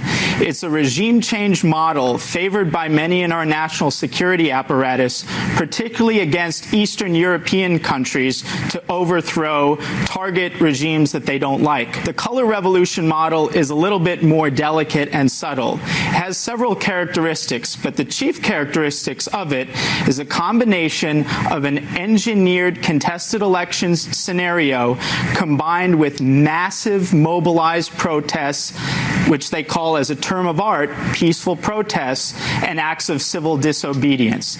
If that sounds familiar, it gets even better. It's not only the same strategies and tactics used against Trump that is used against Eastern European dictators that our national security apparatus doesn't like. It's literally the same people who are color revolution professionals who have a long history of using these same tactics against foreign leaders they don't like to use against democratically elected President Donald Trump. It's the same people using the very same playbook. That's your suburbs on fire right there. And it's the lawfare group. It's the people who used to be in Crew, Citizens for Responsible something, whatever. It's lawyers. It's a bunch of lawyers. So we already have enough confusion. Trump has certainly helped, and it'll be contested. And we're going to go through the whole legal thing, and then we'll have riots in the suburbs. It's all on deck. It's going to be great for the show. Well, the show's going to benefit. Do you want a fun clip before we go, Quickie, or are we good? Well, you have one? I have one, Quickie, yeah. Well, let me play this in advance, because I just want you to listen to this. I want you to listen. This is the Macy's Day Parade canceled. Yeah. And tell me, and listen, this is Jimmy Kimmel's voice. Tell me I'm wrong. Now, one of the most beloved events every year is the Thanksgiving Day Parade, and I always want to express my appreciation to everyone at Macy's. They are extraordinarily civically minded. They care about New York City. We saw what they did on July 4th with an amazing fireworks display. Even with all the challenges we're up against, they found a way to do it in a way that celebrated our country and our city, gave us hope, but did it safely. And they're going to do the same thing again with the Thanksgiving Parade. It will not be the same parade we're used to. It will be a different kind of event. They're reinventing the event for this moment in history, and you will be able to feel the spirit and the joy of that day on television, online. Not a live parade, but something that will really give us that warmth and that great feeling we have on Thanksgiving Day. You're telling me that was Jimmy Kimmel? No, it sounds like it's Bill de Blasio. Huh. If you speed it up a little bit, he'd be just like, it's the same cadence. If you sped it up, the cadence is milieu. Oh my Kimmel God! is in the same leftist milieu on the West Coast as De Blasio. It's that same, when we analyze the old Hillary Clinton women, they all had the same cadence. They all sounded the same. When I heard this and I started hearing Kimmel's voice, I said, he's in the same milieu. Yeah. I mean, this is something that we can identify, I think, and I've always harped on the fact that people that hang out together start sounding like each other. Yeah, we have to be very careful of that, you and I. Well, it would prove the point. Yes. It would prove the point that we are literally in the same milieu, the no agenda milieu. But when I start hearing it on a guy, who's been sidelined because of his blackface. Mm-hmm. Oh, even though I just saw the promo for the I guess it's it's not the Grammys, but the Emmys, I think, are coming up or something. And there was Ted Danson is one of the guys. I guess he got nominated. Mr. Blackface himself. No problem with him. He's okay. Good to go. I think it's the Grammys, and I think that's why Kanye he posted a video of him urinating in a toilet with one of his Grammy awards in the bowl. Oh, God. And it just says, really? Yeah, and he says, I'm just getting started. I guess he's upset about the Grammys. I don't know. It's never boring. President Kanye would be so good for the show. And it just might happen. We're seeing men are changing things. And I've said, to me, it's very obvious. Trump is going to get reelected. He'll also win the popular vote. Just from what I see, I picked the hits. We have black men who have discovered some kind of masculinity that they like about Trump, and they're attracted to that type of person. Of course, black men, just like white men, the black men are the victims of the killing. They get abused. They don't get to lead no BLM. There's no male leaders in BLM. The white men. Well, we're at fault. You and I, old white men, we did everything wrong. We're the patriarchy. But the gay men are kind of getting shafted. Pun not intended. They don't fit anywhere. The trans hate the gay men. The lesbians hate the gay men. And the gay men are just kind of fallen by the wayside, and they're told to shut up. And Harry Scary, believe it or not, double R, wrote a book called Privileged Victims. And he revealed something about the United States Congress, which I did not know. We're looking at, if we're just talking about gays, we're looking at cities run by Democrats, liberals, states, Democratic mayors, Democratic governors, and we're seeing them go up in flames. And gay people are kind of inherently afraid of violence for, I think, reasons that should be obvious. So I think seeing that has scared a lot of people, and they're looking for someone to, they're looking for protection from somebody. And we've seen Joe Biden for the last, I guess, 2 or 3 months, kind of excuse, if not outright encourage what's been going on. Right. And then I want to say that this is a little bit of news, I think, for maybe your viewers, if not for you, because you've lived in D.C. for a long time, is that the Capitol Hill, meaning the staff on Capitol Hill, not the representatives or the senators, the staff is actually very gay on both sides. But the Republican side is actually gayer than the Democratic side.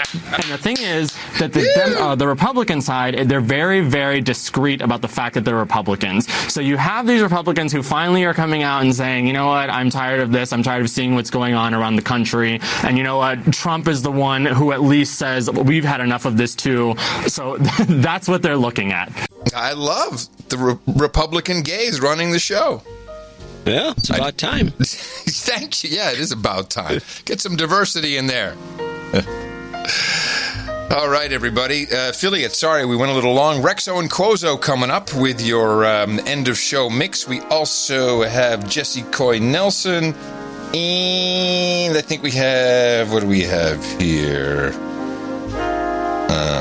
Jesse Coy Nelson. I think Nostradamus. Again, we have way too many. Coming up next, NoAgendaStream.com, That Larry Show. And we will gladly return for you on Sunday. Have fun at your meetups. Remember to support us at Dvorak.org/NA. And coming to you from Opportunity Zone 33 here in the capital of the Drone Star State, it is Austin, Texas. FEMA region number 6 on the governmental maps if you're looking for it. In the morning, everybody, I'm Adam Curry. And I should mention that I'll be playing a clip I promised I'd play in the newsletter, but I didn't, which is the meritocracy clip.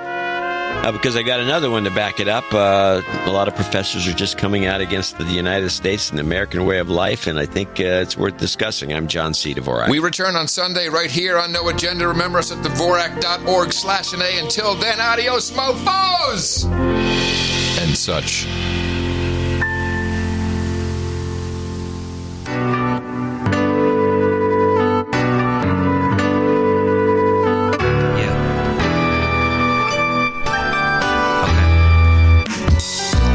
Been a tough week on the internet. I've seen a lot of things that I don't think I can forget.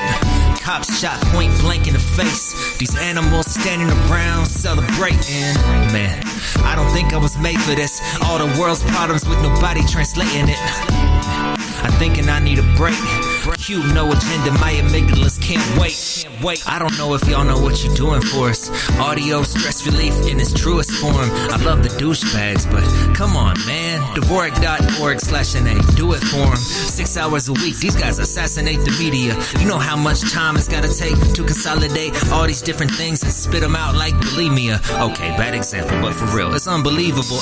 And while I don't agree with John on the social dilemma, and I disagree with Adam on cuties, I still listen as they tear him down like Godzilla, cause I value their opinions on both of these movies. See, we agree to disagree. Isn't that what the First Amendment's supposed to guarantee? But this week, free speech brought me to my knees. I mean, have y'all been on Twitter lately? It's been a tough week on the internet. I've seen a lot of things that I don't think I can forget. Cops shot point blank in the face. These animals standing around celebrating. Man, I don't think I was made for this. All the world's problems with nobody translating it. I'm thinking I need a break. Cue no agenda, my amygdalas can't wait. Will someone tell me how Quozo's supposed to raise a baby in this world that's gone crazy? I mean, maybe just escape it, buy a farm on the outskirts and maybe never face it. But could I look my son in the eyes and explain it? How could I tell him that I watch a world burn? From all that I learned, he get nothing in return. Is this the difference in greatness and darkness? Is it persistence that separates the heartless and those of us who give up? I'm sorry, I got carried away, and if I had to guess, it's probably because I seen a lot of things that I can't unsee. But thank God for the No Agenda community. And I'm sorry, John and Adam put the exit strategy. Probably can't happen, cause in this world of apathy, it's hard enough, me a grown man, to stay sane. So you know Quozo gonna need something for his brain when he feel like it's been a tough week on the internet. I've seen a lot of things that I don't think I can forget. Cops shot point blank in the face. These animals standing around celebrating. Man, I don't think I was made for this. All the world's problems with nobody translating it. I'm thinking I need a break. Cue no agenda, my amygdalas can't wait.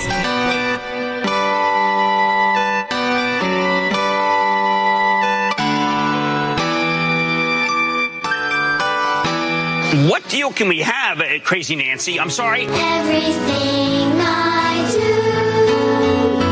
is a gift to you. Nancy Pelosi's driveway. Why? Look it up. It's on YouTube. I just Nancy Pelosi's driveway.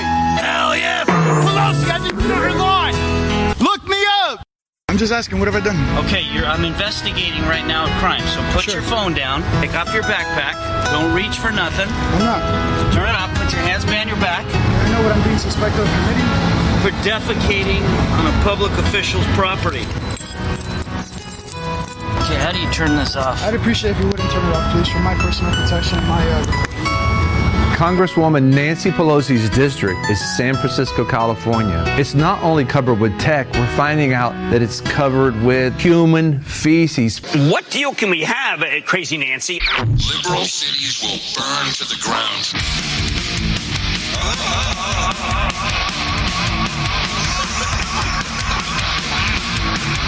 What the hell? Now you guys are getting a shafting here. You can actually get shot and killed. You're doing a little more than just a peaceful protest. Liberal cities will burn to the ground, he said. And he kept saying it. It's going to happen. That's what's going to happen. The liberal cities will burn to the ground if Trump wins. Well, is that a bad thing? What? Well, that's the problem. Yeah, I don't want any city to burn. I don't want any kind of violence. Portland's already burning to the ground. We're seeing these Black Lives Matter protests going into suburban areas. A protest comes down the street en masse. That scares people. Liberal cities will burn to the ground, he said. And he kept saying it. It's going to happen. That's what's going to happen. The liberal cities will burn to the ground if Trump wins. The whole thing is sketchy. What? I'd like to start listening to the conspiracy theories at this point. That's disturbing. Wow. Oh, okay, you're right. You're right. You're dead on. You nailed it. I find it annoying.